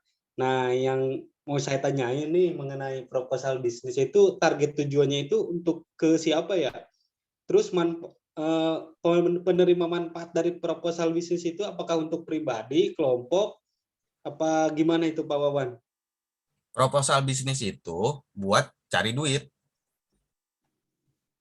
Ya kan? Misalnya Mas Andi mau bikin usaha minuman tapi nggak punya duit, nggak punya modal. Ajuinlah proposalnya ke orang-orang yang mungkin punya modal atau orang-orang yang mau bekerja sama dengan kita. Itu tujuannya. Gitu. Oh, berarti sama seperti mencari investor ya Pak Wawan? Persis. Proposal bisnis memang buat cari investor. Memang cari investor. Gitu. Tapi kan banyak juga. Untuk Pak Wawan, maaf. Ya. Kalau untuk biasanya kan kalau kita nyari investor kan otomatis dari sistem keuangan, bagi hasil dan lain-lain kan itu harus dijelasin. Itu dicantumin juga di proposal apa gimana ya Pak? Harus. Nah, itu tergantung ke siapa target kita. Kalau kita mau ngasih proposalnya ke investor yang sudah lama lah istilahnya orang lama gitu ya, kita mesti detail tuh bagi hasilnya seperti apa. Terus nanti ditulis gini, sistem bagi hasil. Kalau Bapak menginvestasikan investasi yang kami butuhkan sekitar misalnya 200 juta. Nanti 200 juta itu akan kami kelola selama 1 tahun dan Bapak akan mendapatkan keuntungan sekitar 50 juta di tahun ketiga, misalnya gitu. Nah, itu harus dijelaskan detail gitu. Dan apa yang dilakukan agar uang itu, jadi investor itu nggak rugi menanamkan uang ke kita. Bahkan dia dapat untung kan, selain kembali modal 200 juta, dia dapat untung lagi 50 juta. Nah, nanti kalau mereka setuju tuh kayak gitu, biasanya nanti akan ada kontrak berikutnya tuh. Misalnya kalau tidak terjadi hal seperti itu, target tidak tercapai, nah itu mesti ada pembicaraan lebih lanjut lagi tuh. Jadi kayak gitu. Dan bentuknya nggak harus selalu uang ya.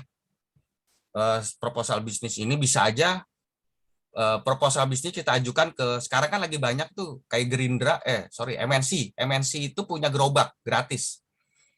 Mereka butuh proposal bisnis kayak gini, UMKM. Jadi yang di daerah apa tuh HI itu kan ada markasnya itu tuh Pak Haritanu tuh, gerobaknya juga banyak di situ tuh beberapa. Nah, kita tinggal ngajuin proposal ini, kita tinggal mengajukan bahwa kami membutuhkan gerobak aja, gitu. Nanti di situ akan digunakan untuk apa segala macam, itu persis kayak gini proposal ini, gitu. Tapi kita nggak ada share profit, nggak ada profit share, cuman kita memberikan media promosi buat pihak mereka kalau mau promosi di gerobaknya, bisa ditempel stikernya, pasang bannernya kayak gitu. Itu sama, butuh proposal bisnis gitu. Karena sekarang semua UMKM mesti bisa bikin proposal tuh kalau mau minta yang kayak gitu-gitu. Jadi nggak cuma duit ya, bisa gerobak, bisa bahan baku, bisa juga tuh. Jadi bisa apapun sebenarnya. Begitu. Ada lagi? Terima kasih banyak Pak Wawan, jelas banget aja Bang. Oke. Terus Mas Ferry mau ya? nanya Mas Wawan ya, mau nanya siap. dong. Belum lulus kalau pengajuan proposalnya itu ke instansi pemerintah atau instansi swasta itu bisa nggak Mas? Bisa. Itu, Mas? Sama, persis kayak gini. Pakai aja kayak gini, sama. Formatnya sama. Gitu. Tapi gini, kalau instansi swasta atau pemerintah, pertama jangan mengirim dulu ya, datang dulu ke sana, jangan lewat telepon juga. Datang ke sana, tanya langsung sama bagian siapapun di sana, bagian, Pak, Bu, kalau saya mau mengajukan proposal bisnis untuk kerjasama, ini ke siapa, ke Bapak siapa, bagian apa, jabatannya apa, nomor WA-nya berapa. Itu penting tuh. Kalau lewat telepon nggak bakal dia tembus, percaya sama saya. Harus datang, nanti tuh diarahkan tuh, nanti bakal dikenalin sama si orangnya itu, misalnya bagian humas, misalnya Ibu Kartika bagian humas. Nanti dia akan kasih syarat tuh Mas. Oh iya Mas, ajuin aja proposalnya, nanti dilengkapi KTP, dilengkapi foto usaha, bla bla bla bla. Nah, biasanya kalau udah kayak gitu, itu lebih gampang tuh. Lebih cepat diprosesnya dan kita bisa tahu jawabannya dari mereka langsung. Apalagi kita masukinnya ke bagian yang perusahaan yang punya dana-dana sosial ya. Kan banyak tuh, hampir semua perusahaan punya tuh. Biasanya tapi 1 tahun sebelumnya tuh kita kalau mau masukin ke itu, ke dana kayak gitu tuh. Nah, Baiknya Mas, pengajuan proposal itu atas nama pribadi atau atas nama komunitas? Misalkan kita bekerja ini untuk komunitas, atau katakanlah untuk pemberdayaan komunitas pecandu gitu kan, mantan pecandu gitu kan, untuk pemberdayaan atau pemberdayaan komunitas lain gitu. Bagusnya atas nama pribadi atau nama yang tadi misalkan mitra atau nama komunitas Mas, enaknya Mas? ya bagusnya komunitas, kan Pajuan itu belum ngetop. Kalau Pajuan, kalau dengar kata Pajuan Lubis langsung pada tahu sih nama Pajuan langsung, ya nggak? Oh, siap. Jadi harusnya bagusnya komunitas. Jadi langsung ketahuan, wah tujuannya buat bagus nih, ya kan, buat pecandu nih. Nah itu bagus. Nah nanti jangan lupa dilampirkan, kalau komunitas itu dilampirkan ketuanya siapa, sekretarisnya siapa, kontak personnya, WA-nya, sekretariatnya. Itu jangan lupa ya, sekretariat harus ada loh, jangan fiktif. Dokumentasi kegiatan dari si komunitas tersebut perlu Iya, dilampirkan nggak? perlu banget. Tapi gini, sekarang ini sistemnya proposal itu tidak dicetak ya, teman-teman, saya lupa. Itu biasanya PDF aja di email. Jadi nggak ada, udah jarang banget. Setahu saya malah udah nggak ada ya. Orang ngajuin proposal udah bentuk cetak gitu, kecuali ketemu bos besarnya gitu, terus dia minta tolong di print buat rapat tuh, baru. Kalau pengajuan itu email, umumnya email, semuanya email umumnya. Nah itu enak tuh, tambahin deh tuh foto kegiatan, dokumentasinya, terus tadi ya susunan struktur komunitas, komplit aja, dibikin komplit gitu. Tetapi kalau untuk awalnya memang harus kita temuin dulu ya, gitu, nggak boleh via telepon ya? Boleh aja lewat telepon. Lewat telepon kan cuma nanya, ini benar nggak lokasinya di sini? Oh iya benar, saya kalau mau ngajuin tentang kerjasama ini ke siapa? Kok Bapak ini? Udah, saya bisa nggak ketemu misalnya? Itu. Kalau dia bilang, oh lagi work from home, COVID, ya berarti nggak bisa ketemu dong. Berarti kan otomatis semuanya lewat online, gitu. Di situasional aja. Siap. Terima kasih banyak Mas Wawan. Terima kasih. Oke Mas Juan. Terus Pak Mas Ferry Santoso, di bagian perencanaan modal dan pengeluaran kan tadi harus real. Berarti apa kita harus survei dulu di lapangan? Karena kan pasti harga di pasar pasti ada naik dan turun. Ya iya, pasti. Wajib, kudu. Kita mesti turun ke lapangan, ke pasar langsung. Misalnya kita mau beli bikin es, kita tahu gel itu harga berapa, jelinya, agar-agarnya berapa, kalau perlu kita bikin sendiri. Semua mesti turun langsung, Mas Ferry. Jadi jangan pernah kalau mau bikin usaha itu kita asal kata orang. Wah itu susah tuh kalau begitu tuh urusannya tuh. Kita mesti tahu. Misalnya plastik plastik kresek ya. Kayak saya waktu yang Bento Resto. Nyari plastik kresek tuh sampai 4 tempat saya. Kenapa? Karena ukurannya sesuai dengan tempat makannya itu jarang. Dan harganya beda 2.000-3.000 loh per plastik, per pak gitu. Bayangkan kalau kita beli 10 itu udah jauh harganya. Nah, jadi kita harus tahu tempat-tempat di mana kita punya langganan buat beli perabotannya lah ya, seperlengkapannya. Terus gerobak juga. Coba deh bikin gerobak. Itu beda bisa sampai 1 juta loh per toko itu. Gerobak itu. Ada yang dibilang pakai kayu jati Belanda lah. Ada yang dibilang pakai kayu jati beneran. Ada. Tapi kan kita nggak tahu itu kayu apa sebenarnya kan. Jadi mesti turun langsung. Kita lihat langsung, ketemu langsung, ngobrol langsung. Nanti bener banyak ilmu kok yang didapat dari hal-hal seperti itu. Yang penting prosesnya. Karena kalau bikin gerobak, saya juga baru tahu tuh bikin gerobak itu ternyata harga pakai roda apa yang enggak aja udah jauh beda. Gitu. Terus juga cara naruh gerobak biar nggak dicolong sama maling gitu, nggak digotong orang juga ada tekniknya sendiri ternyata. Gitu. Terus gerobak yang dipelitur apa gerobak dicat beda lagi. Gerobak yang ada media buat informasinya ada lagi beda. Gerobak yang buat naruh apa penggorengan beda lagi modelnya. Gitu. Jadi custom sesuai kebutuhan itu dipelajari deh. Sayang itu ilmu itu, walaupun kayaknya jadi remeh memang ya. harus turun langsung ya Mas, kalau kayak gitu ya Mas, memang harus diawasi harus terus ya kita. harus Nggak bisa tinggal ya. pertama doang Mas Juan. Nanti kalau Mas Juan sudah pertama sudah launching, sudah selesai, yang kedua ketiga udah tinggal nyuruh orang karena kita udah tahu dan kita nggak bakal bisa dibohongin sama anak buah gitu loh. Misalnya anak buah kita suruh bikin gerobak, lu bikin lagi deh 2. Nanti dia bilang, "Pak, harganya naik 1 juta, Pak." Bedanya di mana? Nah, kita udah tahu tuh. Oh, bohong nih. Nah, kayak gitu. Jadi tetap kita awal Siap. kita awal harus turun. Jadi jangan malu lah. Kita ketemu sama tukang yang bikin itu. Misalnya kita tadi yang minuman ya, kita tukang kelapa. Nah, kelapa kalau kita beli sama tukang kelapa yang udah di kota ya mahal. Kelapa kita jalan lah ke Bogor, ke kebun kelapa. Ke kebun kelapa, langsung kita minta stok. Misalnya dia pengiriman kelapa setiap hari apa, setiap minggu apa, nanti di stok di mana, kita ikut beli dari situ. Berarti harga kebun sama harga yang udah di kota ya beda jauh. Gitu. Nah, itu teknik-teknik itu mesti dari sekarang gitu. Harus kita latih lah. Jadi gitu Mas Ferry Santoso ya. Oke, ada lagi kira-kira? Karena saya mau ada tugas buat anggota teman-teman ya. Oke. Nah, ini tugasnya ya. Nah, perhatiannya buat semuanya sih. Tapi khusus buat 12 orang yang sudah maju ke tahap 2 anggota YEP. Ada Mas Andi, ada Bismi, Mbak Bismi, ya. Ada Mbak Septi. Banyak nih, ada 12 pokoknya ya. Nah, ini adalah tantangan puncaknya ya. Yeah. Tugasnya apa? Teman-teman silakan membuat sebuah proposal bisnis, ya kan? Untuk usaha yang ingin Anda mulai di awal tahun 2023. Ini beneran ya, nggak bohong-bohongan maksudnya. Maksudnya ini bukan teman-teman ngarang-ngarang ngayal, pengen bikin apa. Ini maksudnya coba kita berpikir serius gitu. Kalau di awal tahun 2023 nih, saya pengen bisnis apa ya? Bisnisnya yang standar lah, maksudnya jangan yang terlalu ini juga ya, misalnya gue pengen punya kafe gede, nggak begitu maksudnya. Oh, saya pengen bisnis online, jual hijab misalnya, kayak gitu ya kan. Oh, saya mau bisnis minuman atau makanan siap saji online, nah, misalnya kayak gitu. Tapi bisnis itu benar-benar memang teman-teman pengen lakukan, hanya saja masih takut atau ragu untuk diwujudkan. Nah, coba dituangkan di proposal bisnis ini.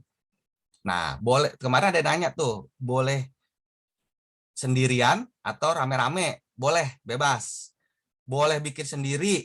Misalnya kayak Mas Andi tadi yang sudah punya teman-teman relawan sebenarnya yang di desa itu ya. Itu boleh aja, misalnya saya mau bikin program ini buat teman-teman di Bogor tuh, nah boleh. Kalau enggak, ternyata udah punya tim, bertiga atau berdua, silakan aja.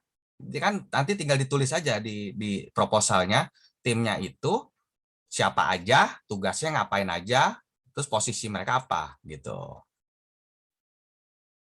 Boleh, kalau Mbak Evi Adelia mau bikin boleh. Nanti di email aja sini, nanti kita nilai juga, boleh Mbak ya. Jadi Mbak Evi Adelia pengen bikin juga proposal bisnis. Nggak apa-apa, silakan siapa aja yang mau bikin proposal bisnis, boleh, nanti kita bantu nilai. Atau kita evaluasi bareng lah ya. Terus tadi ya, boleh ngajak siapa aja, mau saudaranya, mau adiknya, mau ibunya, neneknya. Misalnya nenek bisa masak ya. Terus teman-teman mau bikin usaha catering atau bikin usaha masak, apa kue lah ya. Neneknya yang bikin kue, bisa, nggak ada masalah gitu. Nah, itu silakan aja ya. Jadi di akhir tahun ini tolong teman-teman membuka pikiran, mengosongkan gelas lah. Ego-ego kita, rasa malu kita tuh buang lah. Gitu loh. Coba deh nekat sedikit bikin proposal bisnis. Gitu. Terus proposal dibuat dalam bentuk format Microsoft Word. Ya, diketik biasa aja di Microsoft Word gitu. Nggak usah pakai foto, nggak usah. Teks aja. Dikirim paling lambat 30 Desember 2022 jam 12 melalui email familyacademy2022@gmail.com. Oke. Ada pertanyaan sebelum dikembalikan ke Pak Hendar? Ayo. Silakan.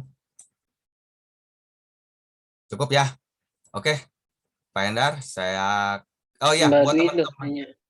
Ya. Mbak Dwi nanya tuh Pak Wawan. Mana? Oh, ada. Apa tuh pertanyaannya? Kan mau nanya. Ya. Saya kan online pakaian itu kan kadang-kadang harganya itu nggak sama semua kan ya. Terus boleh nggak misalnya buat hanya awang aja itu untuk Oh ya boleh. Benar. Jadi maksudnya kan namanya pakaian kan ya. semua sama soalnya. Ya, benar. Saya lupa Boleh nambahin. kan, Kak, ya? Boleh. Jadi gini, buat teman-teman, Maksudnya kan belum tentu harus real ya. Iya, gini. Tentu harus real kan harganya. Ya. Jadi, coba kasih tahu. Ya. Jadi gini Mbak Dwi dan teman-teman. Jadi kalau survei tadi benar. Kalau kita ke lapangan mau ngecek harga gula atau harga baju, itu nggak perlu ke pasar juga. Kita bisa lihat online aja. Kita lihat harga rata-rata aja di online. Itu bisa buat patokan, nggak ada masalah. Saya lupa tadi ngasih tahu. Jadi kita tuh sebenarnya dengan duduk aja kita udah bisa bikin proposal bisnis gitu, tanpa harus turun ke lapangan gitu. Kecuali tadi ya kayak bikin gerobak. Terus kalau kita nggak yakin beli bahan bakunya, kita turun ke pasar, itu boleh. Tapi buat proposal bisnis ini, acuan-acuan jumlah harga itu kita lihat dari online aja. Gampang banget itu. Jadi cepat, kerjaannya cepat itu. Paling 2 jam selesai itu. Buat ngecek sekali. Bahkan harga gerobak pun ada. Lagi nih. Ya, silakan. Kalau misalnya kan boleh nggak istilahnya nggak satuan gitu, misalnya kayak modal segini, terus buat beli pakaian segini, terus untuk keperluan lain-lain kayak stiker, terus plastik kayak gitu misalnya dijadiin dalam satu modal gitu, boleh ya Kak? Boleh banget. Soalnya kan susah kalau misalnya online shop itu harus perhitungannya satu-satu, otomatis kan pasti perhitungannya kayak misalnya modal 1 juta kayak gitu perhitungannya, terus nanti pakaiannya berapa, terus beli plastik, stiker kayak gitu. Boleh kan dihitungnya kayak modalnya 1 gitu? Boleh. Sesuai tingkat kesulitan aja. Kalau susah dirinci nggak apa-apa di gitu. Diringkas saja nggak apa-apa. Terus, Kak. Ya Kak, makasih Kak.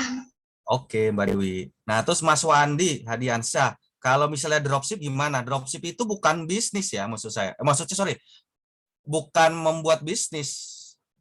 Karena itu bagusnya Mas ini jadi agen gitu.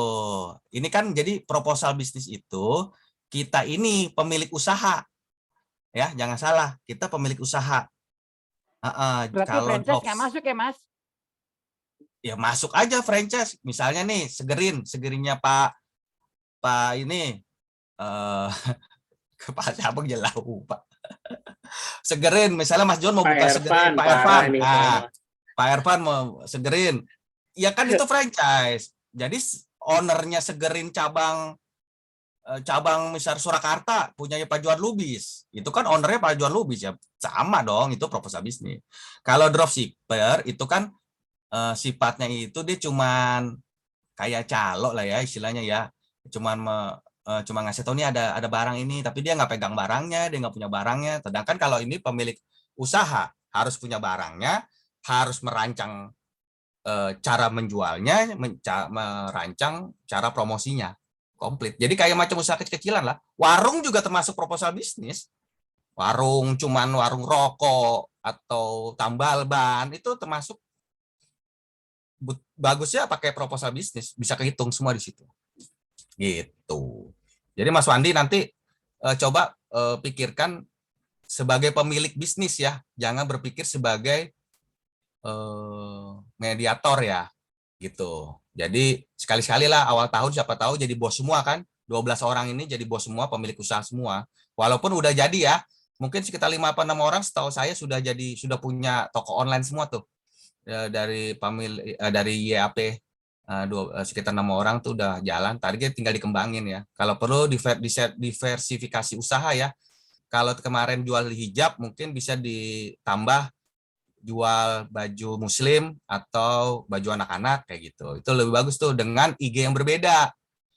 Nah, lebih bagus tuh teman-teman kalau bikin IG-nya tambah banyak dengan ini yang berbeda. Padahal kita juga yang jualan itu gitu. Nanti akan lebih luas tuh jaringannya tuh.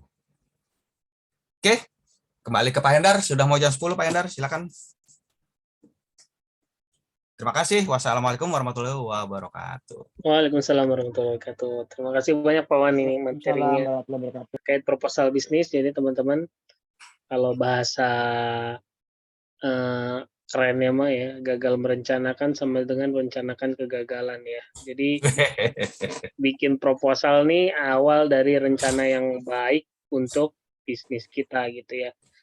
Jadi teman-teman yang YAP kemarin sudah bikin proposal dan hari ini dikasih materi komplitnya nih sama Pak Wawan, silahkan mungkin ada yang perlu ditambahkan atau mau jadi lebih keren lagi proposalnya, atau siapapun yang di luar dari teman-teman YAP bisa belajar sama-sama nih bagaimana bikin proposal. Jadi kalau mau bikin usaha ya kita bisa mulai dari bikin proposalnya.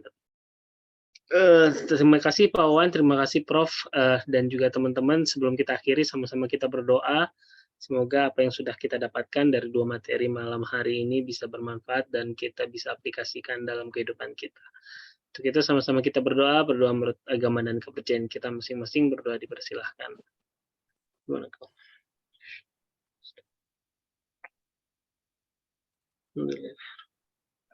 Amin amin ya robbal alamin. Terima kasih banyak Prof, Wawan, dan semua yang sudah hadir pada malam hari ini. Sukses semua, ayo kita sama-sama langkah. Selamat istirahat malam ini. Kita ketemu lagi insya Allah di minggu depan. Assalamualaikum warahmatullahi wabarakatuh. Terima kasih semua. Waalaikumsalam warahmatullahi wabarakatuh. Terima kasih.